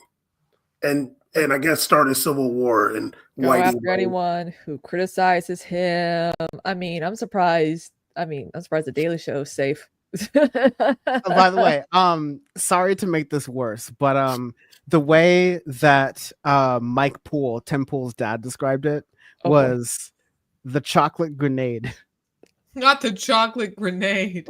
We loved Tim Poole's dad. Remember that time we called him Majority Report and we were like, what? This is really Tim Poole's dad? He's like, yeah. There's a slight chance I can get Tim Poole's dad on Power Report, and that'd be very funny. Oh, cool. Yeah, I can maybe lobby for that if I just had goals and applied myself and got settled with moving. Story of my life. Got off drugs. got off the meth. So do you want to Ray, does Obama talking about Ezra Klein and abundance rile you up with the last 19 minutes that we have? Yeah, let's do it. Okay. Obama was quoted, and he wasn't supposed to be quoted during a fundraiser. The most important thing you can do right now is to help the team. Our candidate to win. And we've got to start building up our coffers in the DNC. First of all, that was the biggest complaint about the DNC, about Obama's campaign, is that Obama for America, or like all the different a spin-off things that came from that. The Obama extended universe, yeah. The Obama cinematic universe, yes. They were pulling money away from, they started the phenomenon of the money comes to the top from the campaign to the presidency rather, and then we start to, I don't know what you'd call it, maybe trickle down to the other people who were in Congress or Senate, or running for, God forbid, state or local level. But that's just funny. I know that for a fact. Just to continue here. There's been, I gather, some argument between the left of the party and the right of the party. The left of the party didn't slip. There's been, I gather, some argument between the left of the party and people who are promoting the quote unquote abundance agenda. Listen, those things are not contradictory. You want to deliver for people who and make their lives better? You got to figure out how to do it. I don't care how much you love working people. They can't afford a house because all the rules in your state make it prohibitive to build. Ugh. And zoning prevents multifamily structures because of NIMBY. I don't want to know your ideology because you can't build anything. It doesn't matter. And there's another quote where Obama was like, wouldn't it be better if it was something like, this is the time to assert your freedom of speech, to get out there and speak up for things that are happening right now, said Obama during a private fundraiser where he didn't know he was going to be talking and speaking to. Dude, you are being memed by Republicans as okay, listen, if Donald Trump wants to run for a third term, so can Obama, and I might be down for that now. Like that is how much he is out of touch. And that's how my rap career begins. But like that's how much he's out of touch with like how the American populace is. And I'm just surprised. And I'm actually not surprised because this is a super petty pop culture thing, but he did this interview very recently where finally he did a joint interview with Michelle Obama because his PR team was like, hey Barack, Divorce. The streets is saying that you and Michelle are getting the old prenup Rooney, like you're getting the old divorce Rooney. Like they're saying that you're calling Cardi B's lawyer and also co-signing Ray to make sure that like Michelle can get as much of that money as possible. And like they decided to do a whole thing, and Barack was like playing dumb, like, yeah, sure, I'm the guy who comes out with Spotify playlists featuring people like Bad Bunny, Wet Leg, and Charlie XCX, but that doesn't mean that I'm plugged into everything. So it comes as a total surprise to me, someone who is apparently tapped into pop culture enough to understand what Black Country New Road is and put it on my Spotify playlist, but somehow out of touch enough to know what the streets are saying that I'm fucking around like Tiger Woods. like so yeah, they tried to do like the we're gonna quash the rumors sort of thing. So like, okay, he's playing as this like out of touch sort of guy, but this is a moment where someone like an Obama, like, of course this wouldn't happen, but like I'm just wish casting here. Imagine if Obama joined the Fight Oligarchy tour. Yeah. Imagine if Obama suplexed Ezra Klein through a table. That would be. I literally have a customer who asked me, like, what'd you think of the Ezra Klein, whatever interview with what's his face? I forgot what the one dude that interviews like all the centrists and whatever his name is, the boring looking dude. And I'm like, I'm not for this abundance stuff. He's like, but we got to appeal to moderates. I'm like, the Democrats did that in the last election, Steve, and how did that go? I will say, if Obama is concerned about taking down barriers to building affordable housing, there has been several potential ordinances presented to Chicago City Council for that exact purpose. And Obama is from Chicago, owns property in Chicago, and remains conspicuously silent whenever any of these things go to vote. If you actually gave a shit about improving the housing market here in the city that you are from, you know. Well, I'm a landlord, so I don't really care, Ray. I don't really care. Yeah. I wrote that bitch out. Is he going to be 200 times market rent? And you know what? You know, if they don't, cut the lawns on time, then I may have to, use one of my burner phones. Were we supposed to be getting Trump phones too? But they said they were going to be made in America, and then it was revealed that was cap. 3,000% made in China. You can't even make. Oh my god, tariffs. Anyway. Yeah. So, I think it's important that people like. I think the thing, like, if I'm going to die on a hill, I think that locally, the Trojan horse to give the game away accidentally to everyone who's watching,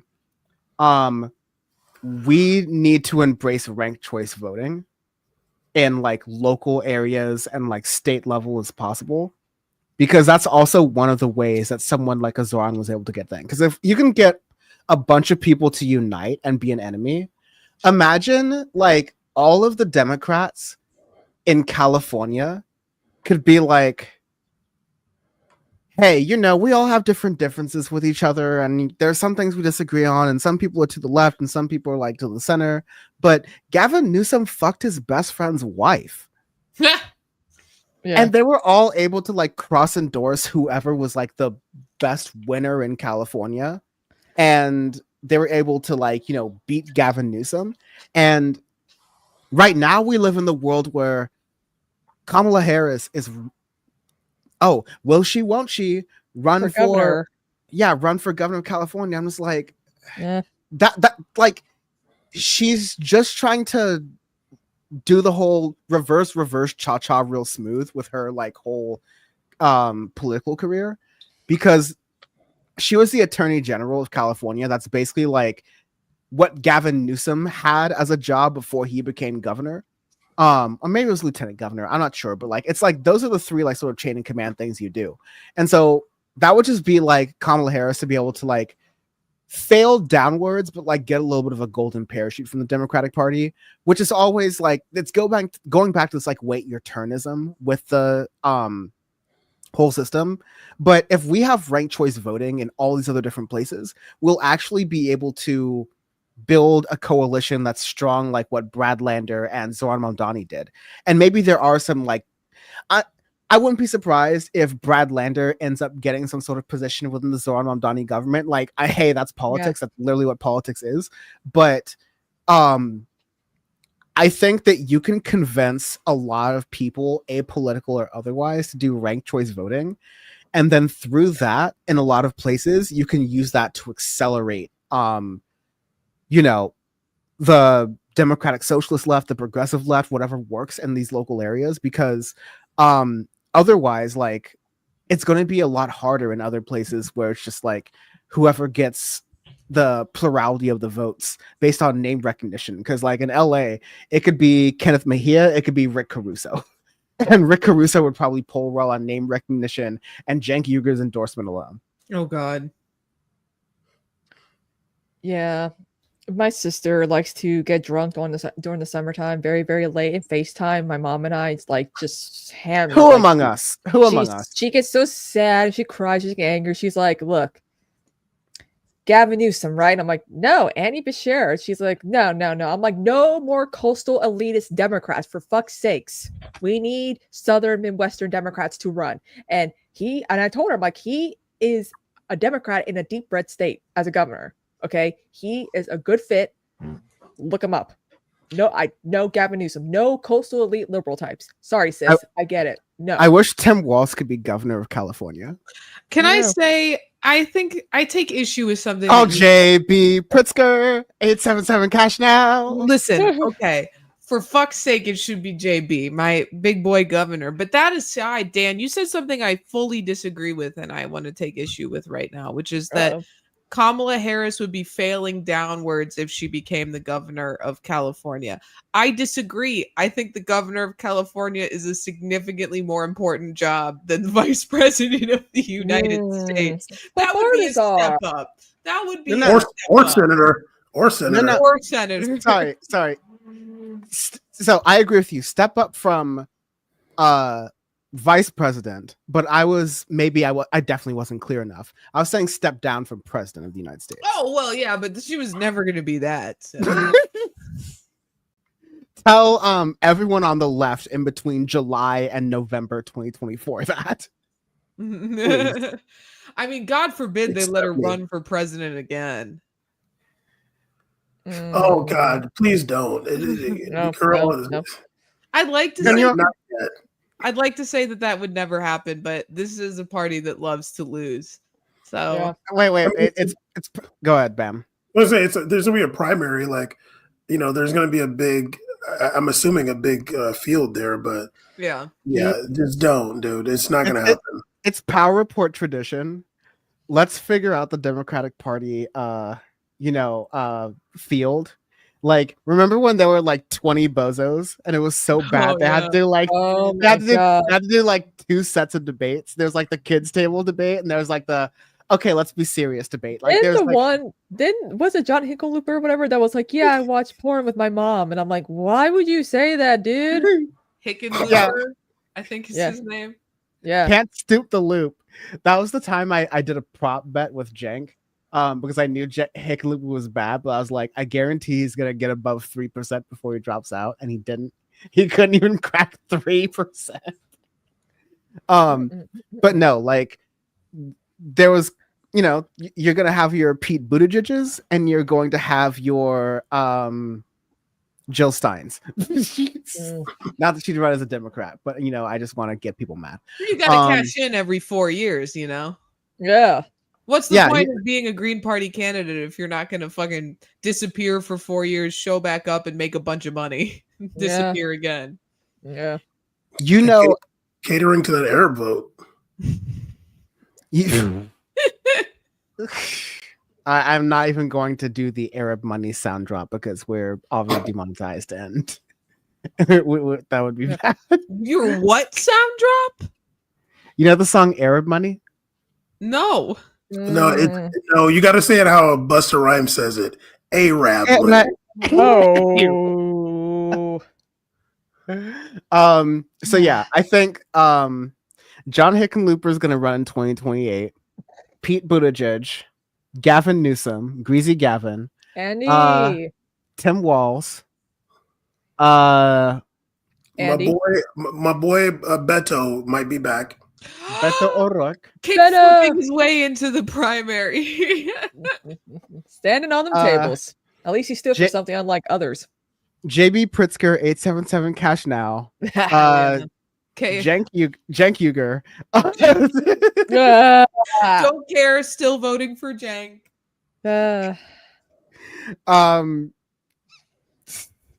Sorry, I'm not even gonna go there. Hillary, she will run again, maybe. I don't know. Ooh, that'd be cool. Bill Clinton.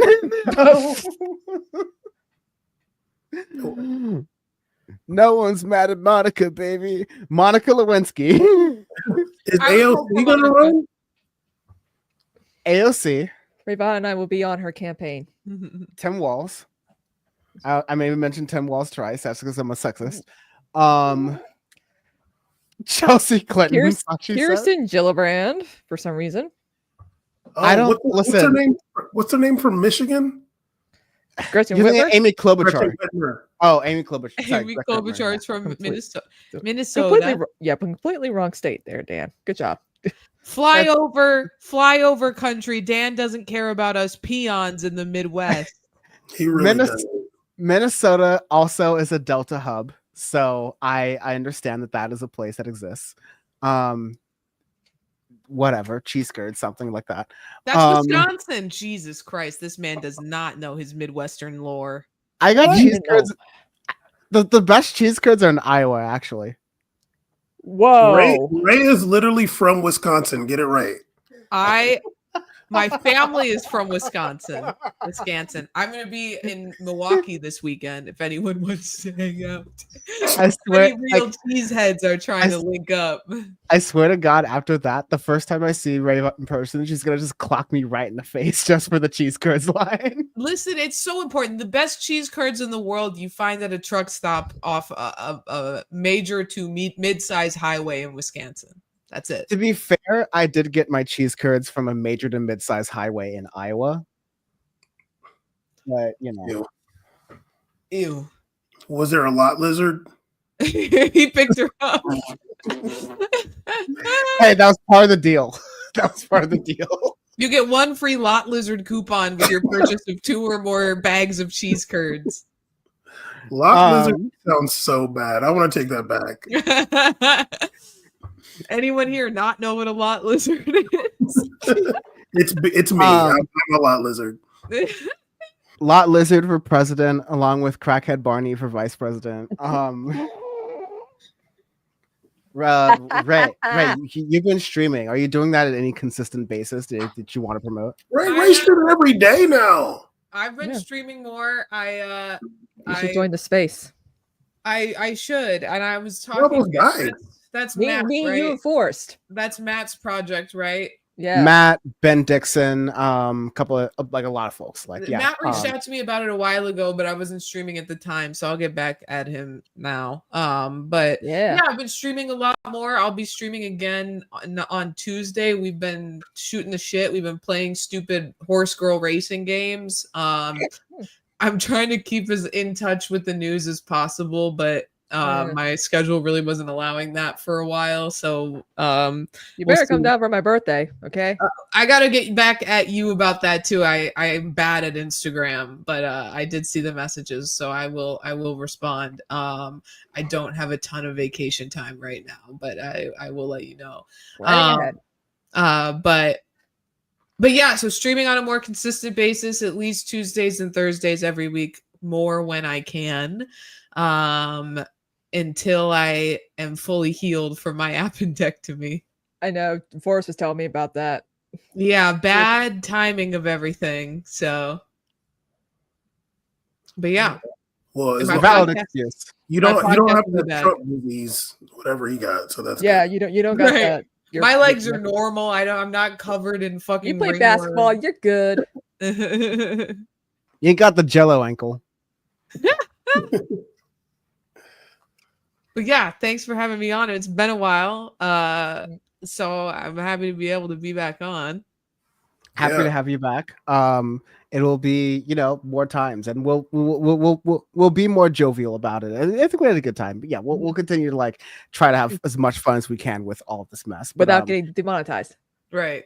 And I'm not holding my best up. Aspirations high, expectations low, type of thing. But no, take care. Okay, bye. Bye.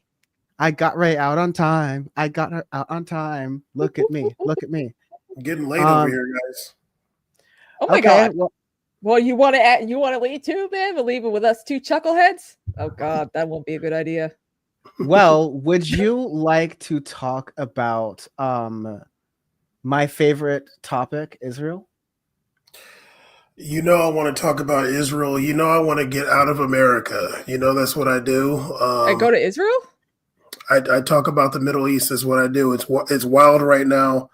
Nicotine and gravy. Interesting. I don't get that reference, but there's a Beck line, and the line before that is "She looks so Israeli." Okay.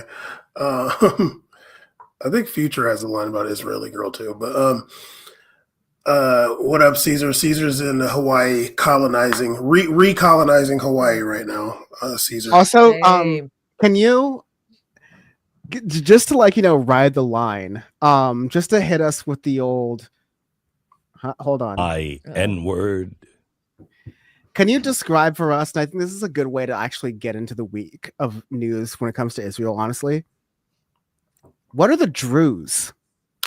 Oh yes, we can talk about that. The Druze, and what's their sphere of influence? Like, how much do they control? I'm gonna get into it right now. How good are their movies? Okay. Now,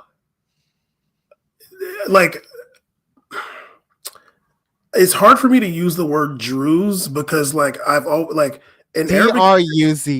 Yes, in Arabic you say Durzi, and it just makes it easier to differentiate between Jews and Druze because it's really hard. But I'm gonna say Druze just to not be like that. But the Druze are similar in a way to the Kurds in the Middle East, in the sense that they're not an ethnic group, they are a religious group, but they are located in multiple countries in the region, and they are kind of interconnected while being in different countries. The most of them are in Syria, there's a lot in Lebanon, and there's also a lot in Israel. And probably some in Jordan too, but in Israel, the Druze are fully integrated into Israeli society. Although they are generally of Arab descent, they are, they serve in the military. I think one of the high-ranking members in the Israeli military right now is a Druze person. I don't know if people pay attention to it, but there has been a lot of infighting within Syria between some different Arab Sunni militias, including the government military, against Druze population in a southern city of Sweda. So what happened was they started fighting, and Israel intervened and bombed some Syrian military tanks and some different positions. They also bombed in Damascus as well, in a petition, as they say, to protect the Druze community of Syria. Now, somebody might say, well, it's Israel. They're just trying to, cause chaos, whatever. But one of that high-ranking military member I mentioned, he came out and saying, I'm sorry, high-ranking member of the Israeli military who was Druze said that, encouraged the IDF to intervene on behalf of the Druze. He said that if it was a Jewish population in Syria that was getting attacked by these forces, Israel would 100% intervene. So because the Druze make up a minority population of Israel, but they are integrated, that we should do the same. And Israel did do that. Going to now, as far as Syria goes right now, it's been really crazy in Syria. I do think it's really important to discuss because, obviously Bashar got ousted last December, but it's going to be really hard to get this stuff in most mainstream English news, but there's been a lot of sectarian violence, a lot. As of right now, they're saying over 600 people have died in this fighting between the Syrian government forces and the Druze community in southern Syria.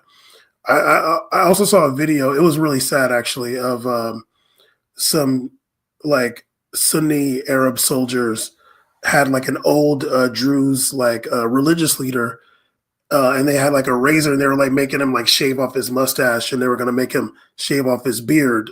And the guy's crying, and it's terrible.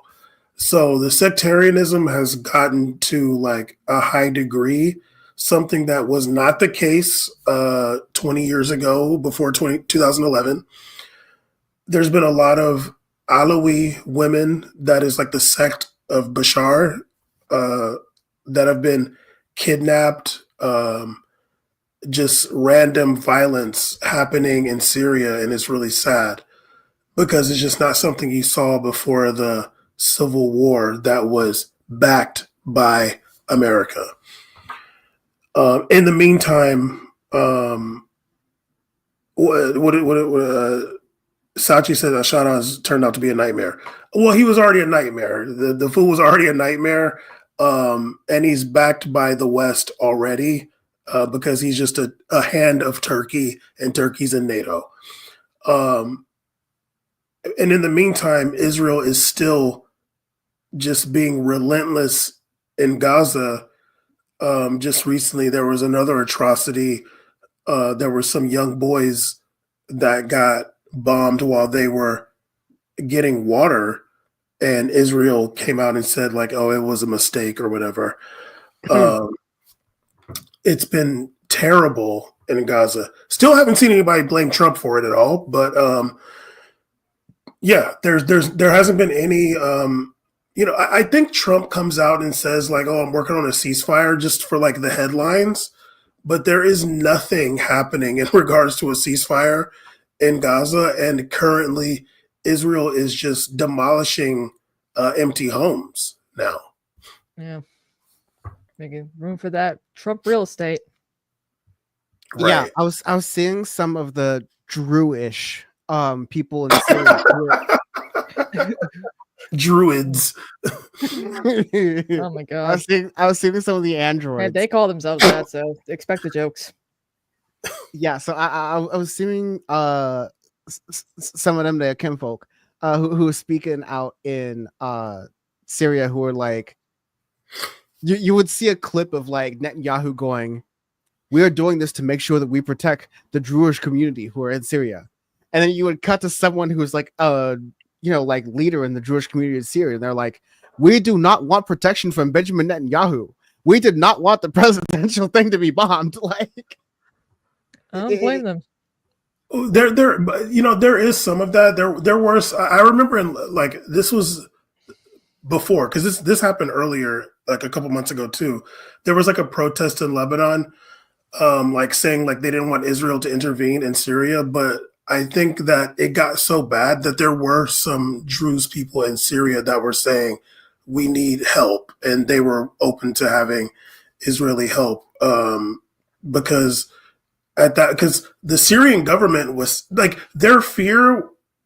The president of Syria is saying like, we're going to bring troops to pacify the situation, but the Druze community did not believe that. They were like, no, they're sending tanks to like join the fight against us, and I think that's kind of when Israel got involved. But yeah, I mean, the situation is just, it's very unfortunate. I wasn't for the Syrian. I don't want to use the word revolution, but I'll just use it. I don't believe it was a revolution, but I was never for the overthrow of Bashar, like whatever anybody has to say about him, because from the jump, it was like supported by the CIA, and John McCain was out there like with the Free Syrian Army people, like celebrating them. And I'm like, that's all you need to know, that they're not the good guys. But, once Bashar left, I want to say it was in December, I'm like, well, at least hopefully it can be peaceful. And it's not, because, this is getting into the weeds a little bit, but I'll just say it and I'll shut up. But the like Sunni religious fighter person has way more hate for like other sects of Islam than they do for Israel. Like they look at like Shia people and Druze people and Alawi people as their enemy way more than they look at like America and Israel as their enemy. So those people are just doing what like I expect them to do, and it's really unfortunate. I do think that the Syrian president is going to sign the Abraham Accords. I do think that that's going to happen, and I do want to respond to what Sachi said here, because Sachi, that's exactly what I was saying. The all last year was that Biden was just doing what every president has done for the last 70 years with Israel. But for some reason, Biden became the focal point for Gaza. And that's fine. If people want to say it's Biden's fault, that's fine. But he's not in office anymore, and it's really, really bad in Gaza right now. And I saw the doctor on Democracy Now! A few weeks ago. She said that Gaza is the worst it's ever been. And in the same way that people were blaming Biden, I have not seen any free Palestiner blame Trump. I have my theories for that, but yeah. Performative. I'm sorry. It's performative. I see a lot of it on TikTok, like a lot of these pro-Palestinian influencers who are, predominantly, very, very white. And it's almost like it's very performative for them. Like I remember seeing like some weird take about Sinners, like about like Haley Steinfeld acting like a Zionist in Sinners. I'm like, what type of, she's like, I'm like, okay, what is that? That those two have nothing in common though. Like I get it. She visit Israel. She's probably a Zionist, but what the fuck does that have to do with black art? Like what? Those little links on TikTok where you just like write something and it becomes like a little like search term.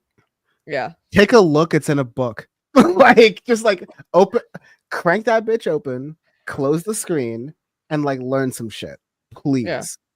Yo, how is she a Zionist in there? I watched it. That's what I was like. Did you watch the movie? And a lot of people got on this one guy because they think he's hot because he looks like Bad Bunny or whatever. But I was like, dude, what the fuck are you talking about? I'm like, that there's nothing that ties those two things at all. You just want to get on it. You just want to be racist towards Ryan Coogler. I'm assuming like that's it. Yeah, I don't know. Made Fruitvale Station. Right. I just am like. But do you think a lot of these people are performative, Bam? Because I just feel like it's for the clout. My theory is tinfoil hat. I don't even want to say it, although I have said it on Power Report. But for me, it's just like, well, who's at fault now? Because I do see people still talking about what's going on in Gaza right now. but last year they were putting Biden's name on it, and now just go a step further really fast. 11 times I've interrupted Bam, but like just to buttress your point really fast, I see more people blaming Kamala for the war on Gaza than they are even Biden, and that's even like tertiary to Trump. That's wild. I mean, it's just weird. I mean, once again, I'm not going to say my theory because it is a conspiracy, but I do think people care, but I just think they got, influenced a certain way about the situation. But the Middle East right now, like Syria, the situation in Syria is really key to like what happens when it comes to the Israel-Palestine situation. Like, it's really, I mean, it might sound crazy, but like, it's really like what happens with Syria and what happens with Benjamin Netanyahu. Like, Netanyahu is like the person that does not want a two-state solution. And I'm thinking Trump doesn't want it either, or he doesn't care. Well, Netanyahu I think, wants greater Israel. Right. And I think that if the president of Syria signs the Abraham Accords and completely sells out, I think you see two things. I think it pushes more towards a full-out war with Iran, and I think it like makes the situation for Palestinians way worse, and it gives like I feel like it gives like the super duper right wing people in Netanyahu's government, like, oh, we can just put them on a plane to Syria, Yeah, like to Sachi's point of like, though Biden especially pissed me off because he was trying to present this nice guy image while doing it. But like, yes, so is Trump. Trump is saying there's a ceasefire every other day. Yeah, like not only nominated for Nobel Peace Prizes over it. I'm like, what are you talking about? Yeah, not only is Trump accepting Nobel Peace Prizes over this, which I'm not saying Joe Biden wouldn't be above, but like to me, you can even look at the results alone and be like, Trump is like, Biden wasn't like, we're going to make the Joe Biden Expressway. It's going to go straight through Khan Yunis. It's going to be great. We're going to sell ice cream trucks all over the sideways. Like all the Muslim men are going to have jobs. Not Muslim men. Don't ever do that. Like, I'll say this, like, when it comes to that situation, like, I'm just looking at, did somebody do a novel thing? I just remember when October 7th happened, like, I know this isn't even true, that when the Biden administration came out and said that Iran didn't know anything about the October 7th attack, that's a lie. But I think they did that just to avoid, like, we don't want to have this conflict go to Iran too. Because 100% Iran knew that was going to happen, 100%. And probably like helped them learn how to hang glide, because there was hang gliders. And there ain't nowhere to hang glide in Gaza, trust me. But what does Trump do? He bombs Iran. You know what I mean? Like, so the situation has been bad forever. Every single, like, America is complicit 100%. For me, it was just like as somebody who's been part of the Free Palestine movement since the early 2000s, we never used to make it about the president. It was about America, because all the presidents are going to do it. This time it became about Joe Biden. That's fine. But like, where's the energy for Trump? I haven't seen it at all. And it's unfortunate, because it's like, okay, are we just going to ignore what's happening to an extent? Because it's getting worse every day. It's literally getting worse every day. There's people dying trying to get aid. This aid group that they have there is run by some Liberty University MAGA dude, and they're just liberty. They're shooting people lining up for aid. Like, it's just a really bad situation. And yeah, like it's gonna be like it's gotten to a point. It's like, well, what does somebody even do after this? Because at this point, it looks like Trump and them are gonna get the freaking Golden Goose Gaza resort. Like it might happen at this point. I couldn't even imagine. Like just on rhetoric alone, Biden and Kamala said that they're for a two-state solution. Emmanuel Macron says he's for a two-state solution. Whoever's the prime minister of Israel this week, I'm not Israel, England this week. Well, Freudian slip. For a two-state, it says they're for a two-state solution. There's all these entities that are saying they're for a two-state solution at some point. Donald Trump asked about a two-state solution. He said, ask Bibi, I don't care. Netanyahu is not for a two-state solution. And literally for like a continued genocide and displacement of all these people, you know, I guess we'll see, man. But bam, AOC doesn't care about the Green New Deal because she supports the war in Gaza, and that's causing climate change. Now look, we got a Medal 1 with an interesting. The Free Palestine movement in 2024 got hijacked by misogynist, racist, and alt-righters who wanted Trump to win the 2024 presidency. Oh, I mean, there's some truth to that. I don't know. I don't follow a whole lot of people. I just see mostly Arab Free Palestiners who weren't really on that. But if y'all tell me that's the case, I believe you. Yeah, I'll say it's like it was. You know, I ultimately, you know, people that we should be having beers with, right? Right, Dan? I maybe right. Yeah, I maybe kind of deviate from Bam here in the sense that like there are people who you can blame. They have names, they have addresses, right? I think that, you know, to be weird and just like start things on October 7th, 2023, you can blame Netanyahu start to finish for the conditions that led up to that, for everything that has happened after that. You can look directly to that. And, you know, like the way that it has been asserted almost even before Netanyahu, but definitely during his regime, but like the conflation with a religion, with a state, right? Like with a actual place, right? Like there are so many different moments where it was like, oh, if you are anti-Zionist, you are anti-Semitic. Oh, well, if you are protesting these things on college campus, oh, Jewish Voice for Peace is anti-Semitic, right? Like you got so many all of these different instances where they were trying to just conflate the two things, and that caused, to me, like, I'm not the one to say it, but like I will, like that to me is the real pusher of anti-Semitism.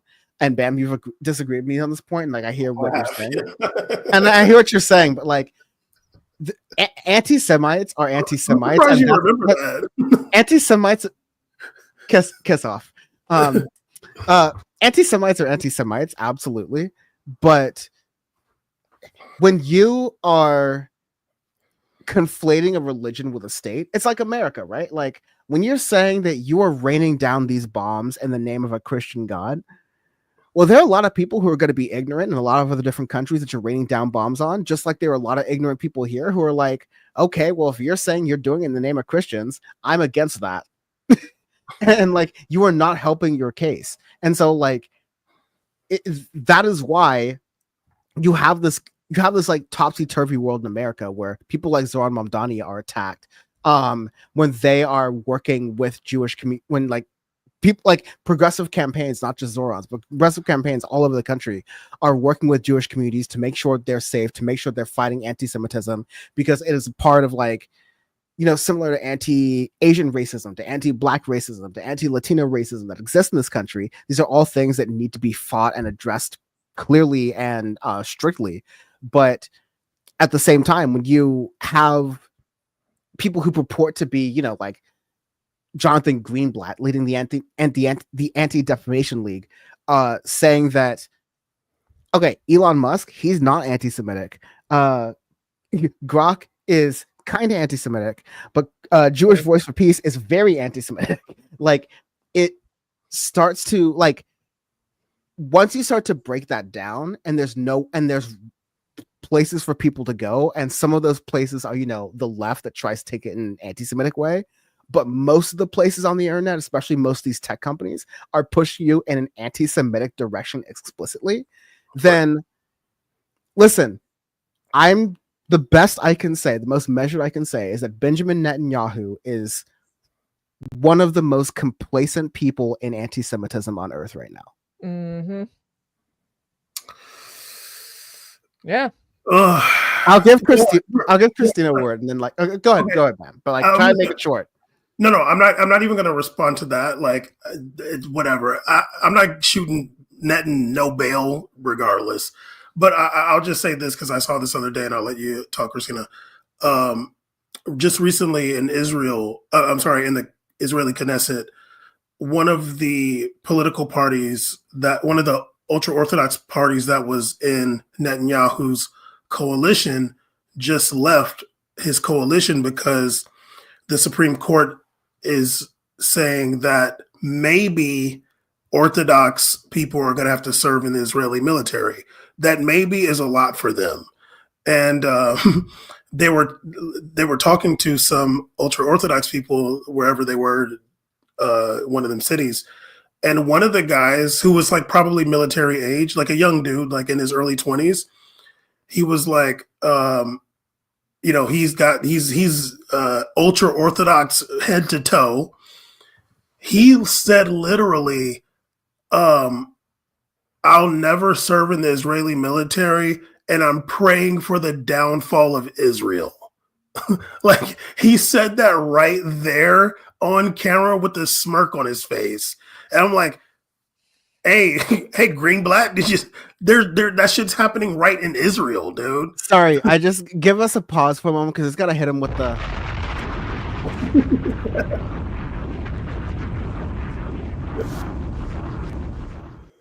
downfall of Israel. I'm like, shit, like you can barely don't say that shit in Germany. Mm-hmm. Don't say that shit in Britain on a festival stage. Look, when it comes to the ADL and all that, you'd be amazed how many people have left working there because it's like this is supposed to be all type of bigotry and defamation and all that. But a lot of people are like, it's just all about Israel now, and we're leaving. We don't want to work here anymore. Yeah, you have people. You had people who were leaving the Biden administration because they were like you're hearing they were close ties with them. You're starting to hear Trump whistleblowers who are like, listen, I was down for Trump 1, but Trump 2 is too much for me. Which says a lot about them. But you're seeing a bleed start to happen. But even during the Biden administration, you were seeing people who are quitting in droves specifically because of the American support of Israel in what they're doing in Gaza and what they continue to do, and also what they continue to do in Syria and in Iran and in Iraq. No, I just wanted to say that just to trigger Bam's pronunciation thing. Well, really quick, rapid fire, Kristina, is a Superman movie worth seeing? Oh, it's so worth seeing, and I'm gonna be doing a cosplay. Someone said that I am similar to Mr. Terrific. Yes, you are. Yes, you should do a Mr. Terrific cosplay. What's your cosplay gonna be? Lex Luthor's influencer girlfriend Eve Teschmacher. She was the original character for the Christopher Reeve first Superman movie, and she was included in the comics. She's actually the real hero of this movie, if you actually pay attention. I got a dress, little tight purple dress. I got a purple phone case because she changes her phone case based on her outfits, and I got a wig coming. It's very easy cosplay to put together. And a Supergirl cosplay is coming too because some places are working on that, so I'm excited for the Supergirl movie too. I used to have a phone case. I wish I had that to show off, but that's I love purple, so I'm down for that. Mm-hmm. I'm gonna watch it when it comes on HBO Max. It's a Warner movie, right? Yep. Okay, so yeah, So much I for might, that. So much for this universe dying on Dead on Arrival. We are so back. I'm so excited. Finally, Marvel's got competition. and David Zaslav gets another jet. Yep. Whoa. Okay. Well, look at that. I am getting 2 in a row. Yep. Hosts off on time. Bam, there may be hope for you as well. So we'll see. Thank you, Kristina. When are you streaming on this space? Stream every Tuesdays, 5 to 6 p.m. on Christina's Corner for an hour. And then Moon Eye Eastern time, right? Extravaganza's, yeah, Eastern time. And then 8 to 10 Tuesdays, Moon Eye Extravaganza. New episodes live streaming. Yay. And that's Central time, right? No. Wait, you only stream once a week on? No. Yeah, we all have our own shows. Yeah. But here's the thing: when I did this space on Tuesday, they saw me on PowerPort, then they saw my show, and then I was on with the guy after me, and then I was on movie night. So people saw me 4 times. I'm probably the one host people see the most on this space. You're like, there's one point at TYT where like John had to roll it. If like Jenk or Anna were out, John would do the damage report in the morning, and then he would do some like Facebook videos in the afternoon, and then he would produce for the main show, and then do post game, and then sometimes he'd even have to do old school. And so we just call him Network John because it was basically just like you are like the backbone of the entire thing, and he should get paid more. And that's my opinion. And I'll leave it there.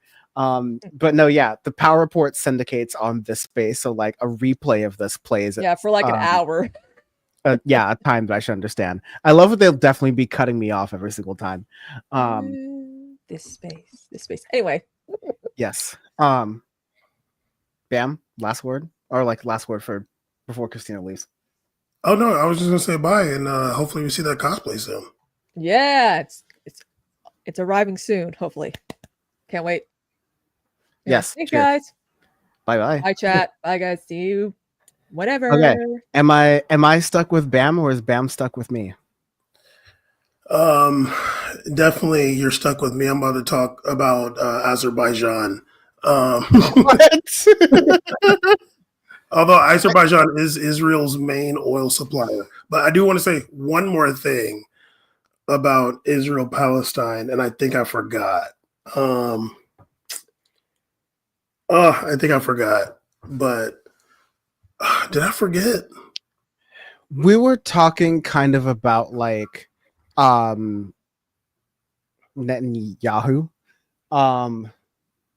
And you know that's very vague. But it was maybe relating to like the whole like Trump Biden dichotomy and who was like responsible for it. No, honestly, that's just like my personal frustration. But because I do think people care about what's going on there. I just feel like people got tricked online, and you know what, like, you know, that's like nobody's perfect. It's whatever. But and the nature of social media is like, well, like 3 people are saying it, like let me say it too. So yeah, but the situation is very, very dire, and I mean, yeah, I feel like last year it was like, okay, well, like, what's the end game here for Netanyahu? Like, what are you gonna do? And at this point, I'm just like, I feel like they're trying to like actually, literally, just get them all out of there somehow. Oh no, like these are. I mean, never mind like the things we've seen already, but Russia says, we've repeatedly condemned Israel's arbitrary use of force in Syria specifically. Palestine. Anyways, these attacks, which constitute gross violations of the country's sovereignty in Israel and international law, deserve strong condemnation. What happened to Bashar al-Assad? Don't worry about it. Yeah. Also, like what happened in Ukraine. Yeah, the United States says they're very concerned. We're going to be working on that issue. I just got off the plane with the relevant parties. We're very concerned about it, and hopefully we'll have some updates to share later today, but we're very concerned about it, which sounds like exactly what I say when I haven't prepared for a meeting. You know, it's funny because like this sort of thing about Trump, like the Trump administration is like, oh, say that we're working on a ceasefire. Like, oh, say there's a ceasefire. So they said there was a ceasefire in this like Drew's situation in southern Syria, they said there was a ceasefire, and there was not. Like, there was like literally the Syrian troops were on their way there when they said there was a ceasefire. Then Israel bombed them, and then the tanks did a U-turn. And then the president of Syria probably had his like biggest condemnation of Israel at this point, because Israel has been bombing in Syria since like the day Bashar left. I'm like, I don't know how many tanks y'all got left there, because Israel bombed a lot of shit. And just the other day, they also bombed some like military headquarters thing in Damascus. I don't think that those fighters care though, because they're too busy like taking out their anger on whatever minority sect they can within Syria. Hundreds of Alawi women have been kidnapped.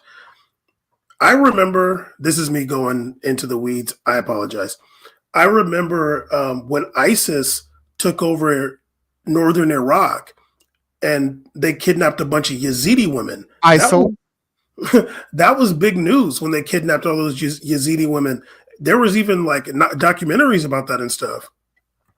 There hasn't been much news at all about what these Alawi women are facing in Syria. But I think part of the reason for that is because the Syrian government is an ally to the West, and of, you know, the NATO forces being a appendage of Turkey. I mean, it's interesting because like the European Union kind of, you know, in stronger terms than America condemned these things, but in less strong, like it was still the same, like, you know, I'm alarmed, I'm deeply concerned. But you even heard like stronger things saying from the United Arab Emirates saying they fully rejected any violation of Syria's sovereignty. Iran asking which capital is next. And I think, you know, they have a good, you know, reason to think about that.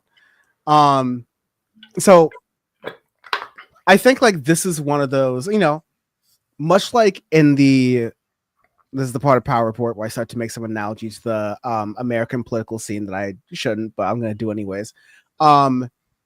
This whole conversation about like how MAGA is splitting, it's always like they do it for a day and then they come back to how they wanted to do things to begin with. Like, you know, they fall back in line within a day or two, within 48, 72 hours. And that is what you probably see in a lot of these countries as well, especially Germany. Even Germany. You know, looking at what's happening, like Israel bombing, let's just take their word for it, to protect the Jewish community in southern Syria. You know, it's hard to like for me to like listen to like other countries in the Middle East like condemn shit, because it's like y'all are rough too, dude. Like if there was like if like the Persian community of the UAE was getting like systematically attacked in Dubai or whatever, like Iran's gonna bomb them too. Like you know, sadly it's a violent region. Like it just is. Like the history of the region, like it's just violent, you know, like people aren't, they're not like negotiating shit out, dude. Like they're fighting it out and like taking a break for a while. And you know, Syria is, especially now, is like full of like different militias. Lebanon is full of militias. You know, like so the whatever. I'll just say good things about Bashar. The good thing, the good thing that was happening with the Syrian government of the Assad family was that it was a, you know, I used to say this stuff in the Muslim community and people would get mad, but I didn't care. But you had a cohesive nation. There wasn't like sectarian fighting within the nation. And, you know, for better or worse, it functioned, you know, like it had tourism. people would go there and stuff. Like I know people that like moved there and things, and then there was a civil war, and it was backed by America. And it used to break my heart to see people that were like anti-America but pro-rebels in Syria. I'm like, they are getting armed by the CIA, though, openly. The Obama administration is not hiding that they are funding these people. So, like, which one is it, dude? Like, you have no principles, actually. And America is not. Iraq had like, over a decade of, or like at least like 15 years of hell before it got to the point where now it's like relatively safe. Libya right now is like two different countries, and it's like a hellhole. Whereas before it was like a cohesive nation that people could visit or whatever. And then it was briefly a butthole because of the way that and I'm just like, it really sucks that like that's what's going to happen to Syria. Like it might get balkanized, who knows? But either way, like it's going to be way weaker, and it is going to literally be another allied state with Israel, just like Jordan and Egypt. And even at this point, Hezbollah said that they're down to put down their arms. Like it seems like Hezbollah is like, look, we're tapping out. Like you got us with the pagers. We're tapping out. If that happens, whatever Lebanese government that comes into power is probably gonna. I don't know if they'll sign some peace treaty, but they will have some level of peace with Israel, for better or worse. But it just is like, Whitey wins again because y'all can't just focus for 1 second. I know you're talking about like, making sure that we can have focus when it comes to these important geopolitical issues. But I have some breaking news that's much more important than some like, random countries and places that Americans can't describe that are like landlocked by South Africa anyways. It used to be Swaziland. It used to be Rhodesia. It's the last true monarchy in Africa, actually. Wait till I get there. No. So breaking news. Donald Trump on Truth Social. And I'll read this from the Beebs as well. Come on, there we go. Based on the ridiculous amount of publicity given to Jeffrey Epstein, I have asked Attorney General Pam Bondi to produce any and all pertinent grand jury testimony subject to court approval. This scam, perpetuated by the Democrats, should end right now. Wait, can you put it back up one more time? Yeah. I couldn't follow in your Trump impersonation. To produce any and all subject to court approval. Yeah. The court of his pants. It's okay. Good thing the courts are independent from Donald Trump, right? Right. Yeah, nothing's gonna come out. Nothing significant's gonna come out. Like, okay, fine. I heard from my base. I'm gonna release it. Okay, we released it. There's nothing. Anyways. Right. And there are already people who are already like sucking the farts that come out of this man's like backside, is gelatinous bloated backside, who are BBL Donald. There are already people who are saying like Alex Jones went from this Epstein thing's gonna make me sick to obviously Hillary wrote the Epstein files. No. Yes. He didn't say that, dude. Yes. He said my God. And guess what? James Comey's daughter was fired. Right. Yeah, I saw that today. And she was the one who was investigating the Epstein files. Now, again, it's like, okay, Elon Musk cares about transparency and efficiency. why'd you fire all the government auditors on like day one? Like, that's a wrap, dude. Like, you don't have to have the argument anymore. Everything that people were saying before that is true, like unequivocally true. And so we're at the same point here as well. I want me to read this comment here. Yeah. LMAO, the point of Ghislaine spilling the beans, just the possibility of Ghislaine spilling the beans just got higher. There's been a debate about whether she'll spill the beans or not in her fate. I think, we have to be careful about this whole true crimification of like, oh, well, then this is going to happen. And then this is a drama. And then this is a saga. Like, life is not a Hollywood movie. The same Hollywood movies that conservatives complain about not being able to write, and under the guise of that they're too woke and too leftist. But like, I think the end of this is going to be disappointing, and I think people are going to have to sit with that, and it's going to be another one of those moments like I can't even necessarily say Medicare cuts because those things have been delayed through the bill because Democrats are that weak. And those things are not going to happen even till the midterms. So like the first headline is going to be Democrats do a blue wave in the midterms. And the next headline is going to be millions of people cut from Medicaid. It's like the Republicans are doing the old black dynamite. I threw that shit before I even walked in the room. Like they're the ones playing 4D chess, and the Democrats are still playing Connect 4, and they're arguing with someone who like wants to play Chutes and Ladders, saying like that's communist. We can't play Chutes and Ladders. We got to keep playing Connect 4. Meanwhile, Republicans are playing Gears of War by now. They've already graduated from chess or like Diablo or whatever game Elon Musk pretends to play because he's like a brain genius or whatever. But yeah. What does Jeffrey Epstein have to do with Israel, Bam?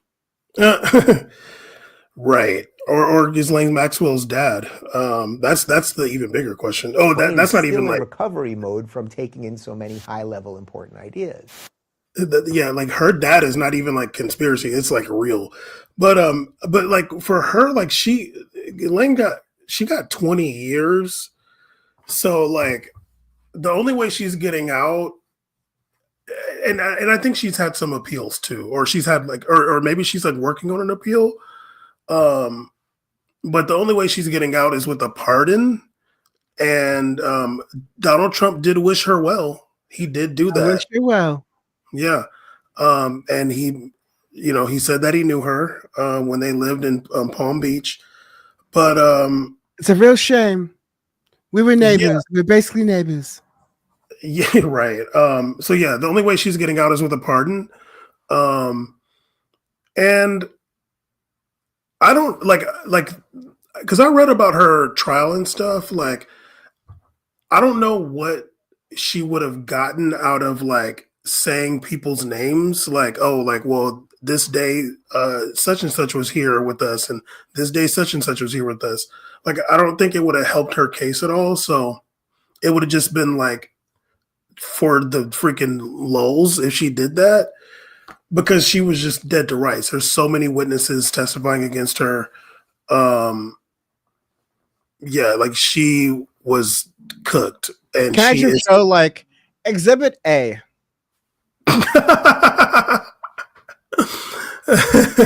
And can I do one more? In the words of good doctor, full mast.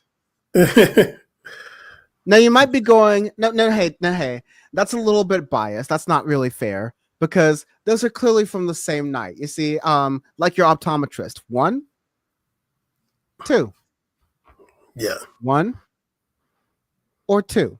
So it's like from the same night. They're wearing the same outfits and shit. Like, we totally get it. Like, that's exactly what's happening. But bang. Big 90s. Okay, so that's so many, but Dan doesn't have another one, and you're right that those are all the ones I could find. Bang. Full mass. So Ghislaine Maxwell, I don't even know. Jeffrey Epstein, I don't even know her. I don't know. again, like if there's any chance of this episode getting monetized, it definitely won't happen. If we were to roll and we were to just read verbatim the thing that was put to the court of what one of the accusers said that Epstein and Trump did to her. Right. Right. Yeah, no, it's terrible. And I believe it. Like I feel like I was talking to somebody about this recently. Like, you know, at that time, Trump wasn't like a politician or something like that. Like, he was just a New York scumbag. Like he wasn't like, oh, I have a reputation. Like, he was a known scumbag. You're muted, Dan. Yeah, I just got that. According to those websites, maybe he was more of a comeback. On that deposition. Oh, bam! You're laughing about grape. Look at that. Stupid. But yeah, like, yeah, you know, and he is a known creep. Like, yes, that's the type of stuff he would do. And it's like the 90s and shit, dude. Like, like, dude, like, you know, the world is way more politically correct now, and it's not even like that politically correct right now. But like the early 90s and 90s and stuff, like a girl being like underage, like there's so many things in like popular media at that time where it's like, whoa, dude, like that shit is creepy, but it was just accepted then. So him being with some 15-year-old, it's like that's not even like that crazy to think about. Like, of course he would do that. Now, is that stuff going to come out? I highly doubt it. But if it does, we'll see what happens. Like, now, Dan, here's the question. Because, you know, I don't do this all the time. I like to ask you questions and make you actually answer them, because you're going to spend the last 10 minutes answering the question. Because I think you also hate hypotheticals. If Donald Trump is found to have been a straight up and down proof in the pudding file, like there like is Cosby pudding, or like he's a file, like that, like this is the evidence is plain as day. But like, you know, the statute of limitations is up. Like the Supreme Court said he can commit any crime he wants, so he's not going to be like criminally held liable for anything. But it like comes out. Will the Republicans impeach him? No. Like, they vote to impeach him? No. No? They're going to let it ride? They're going to let it hang.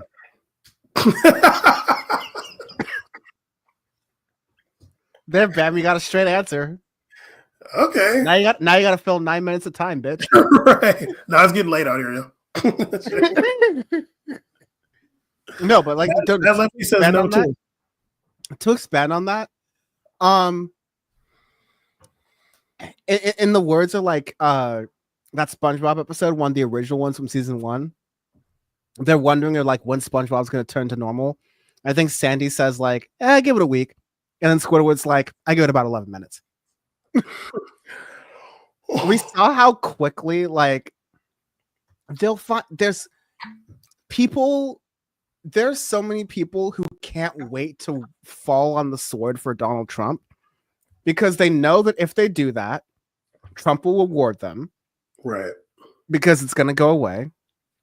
And there will be a safety net. Like Dan Bongino can say, hey, you know what? I messed up. I thought this was something. It wasn't, whatever. Or, this is what it was. And I took it all the way.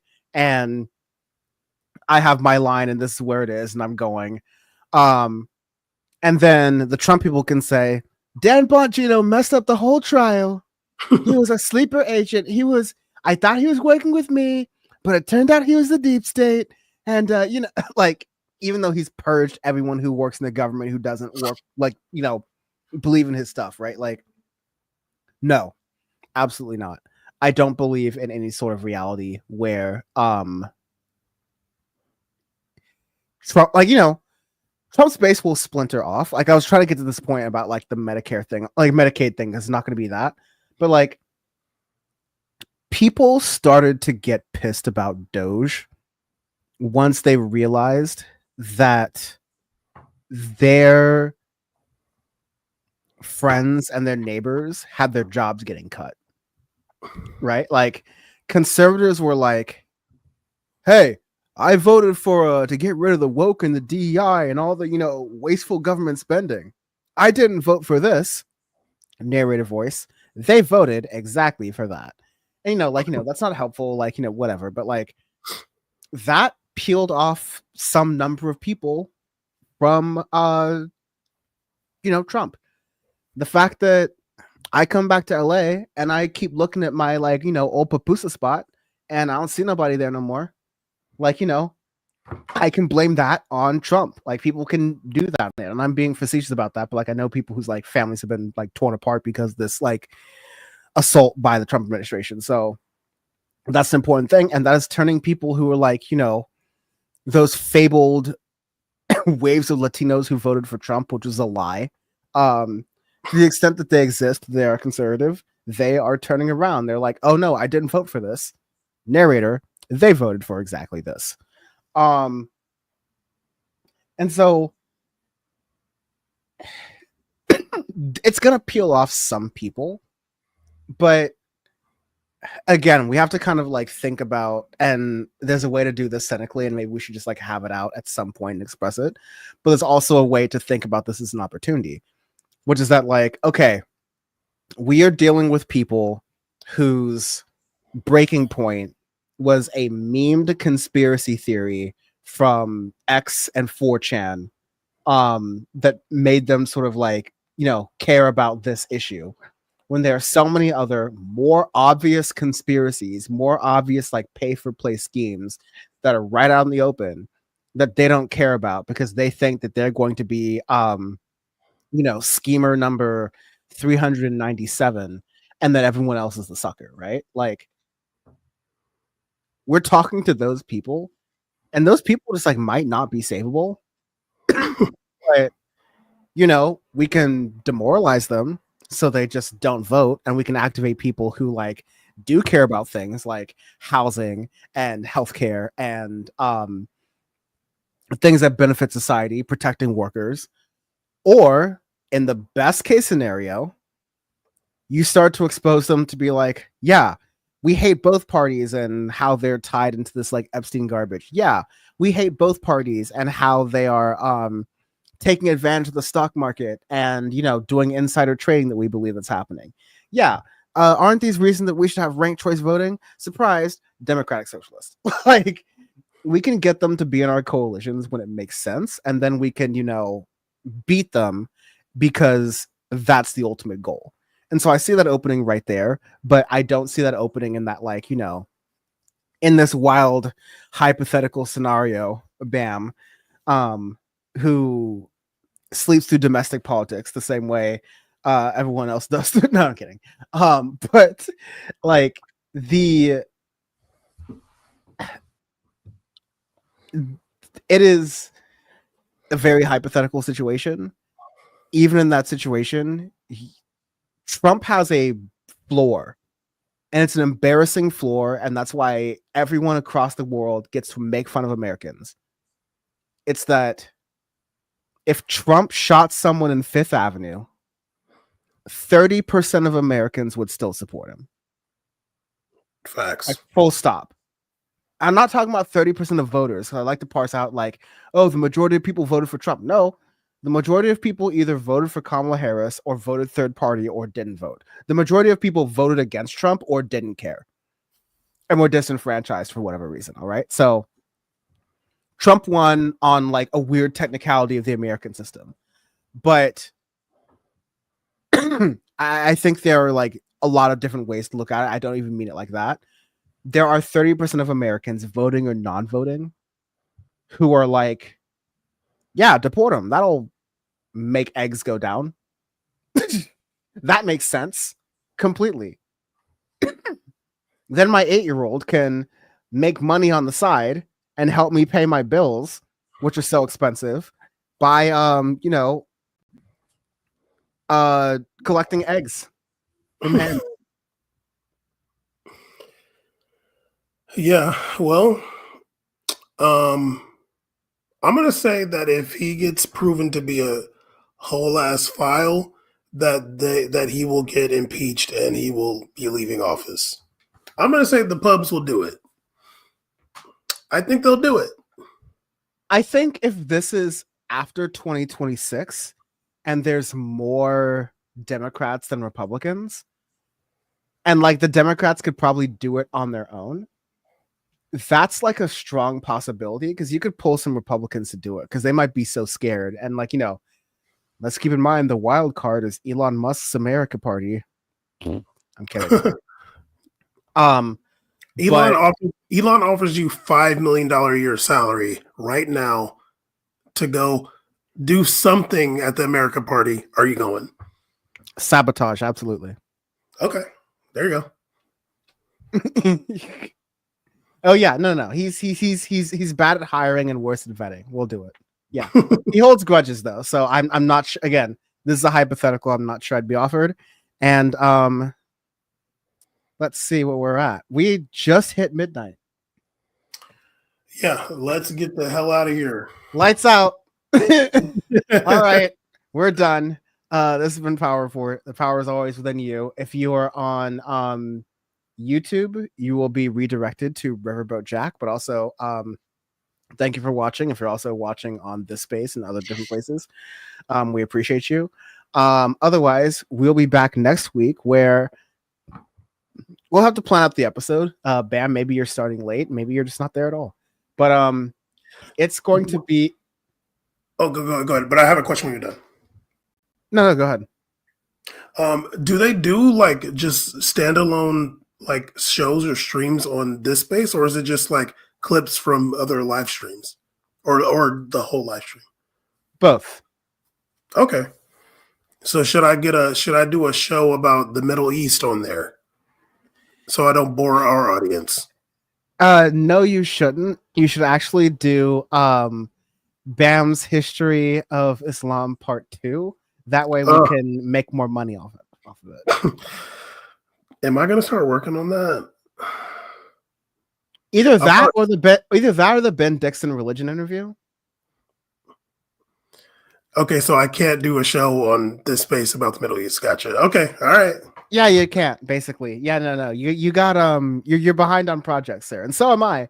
But this is how I keep us accountable. This is me cracking the whip at Syndicate 23 right now, live on the show. All right, y'all heard that.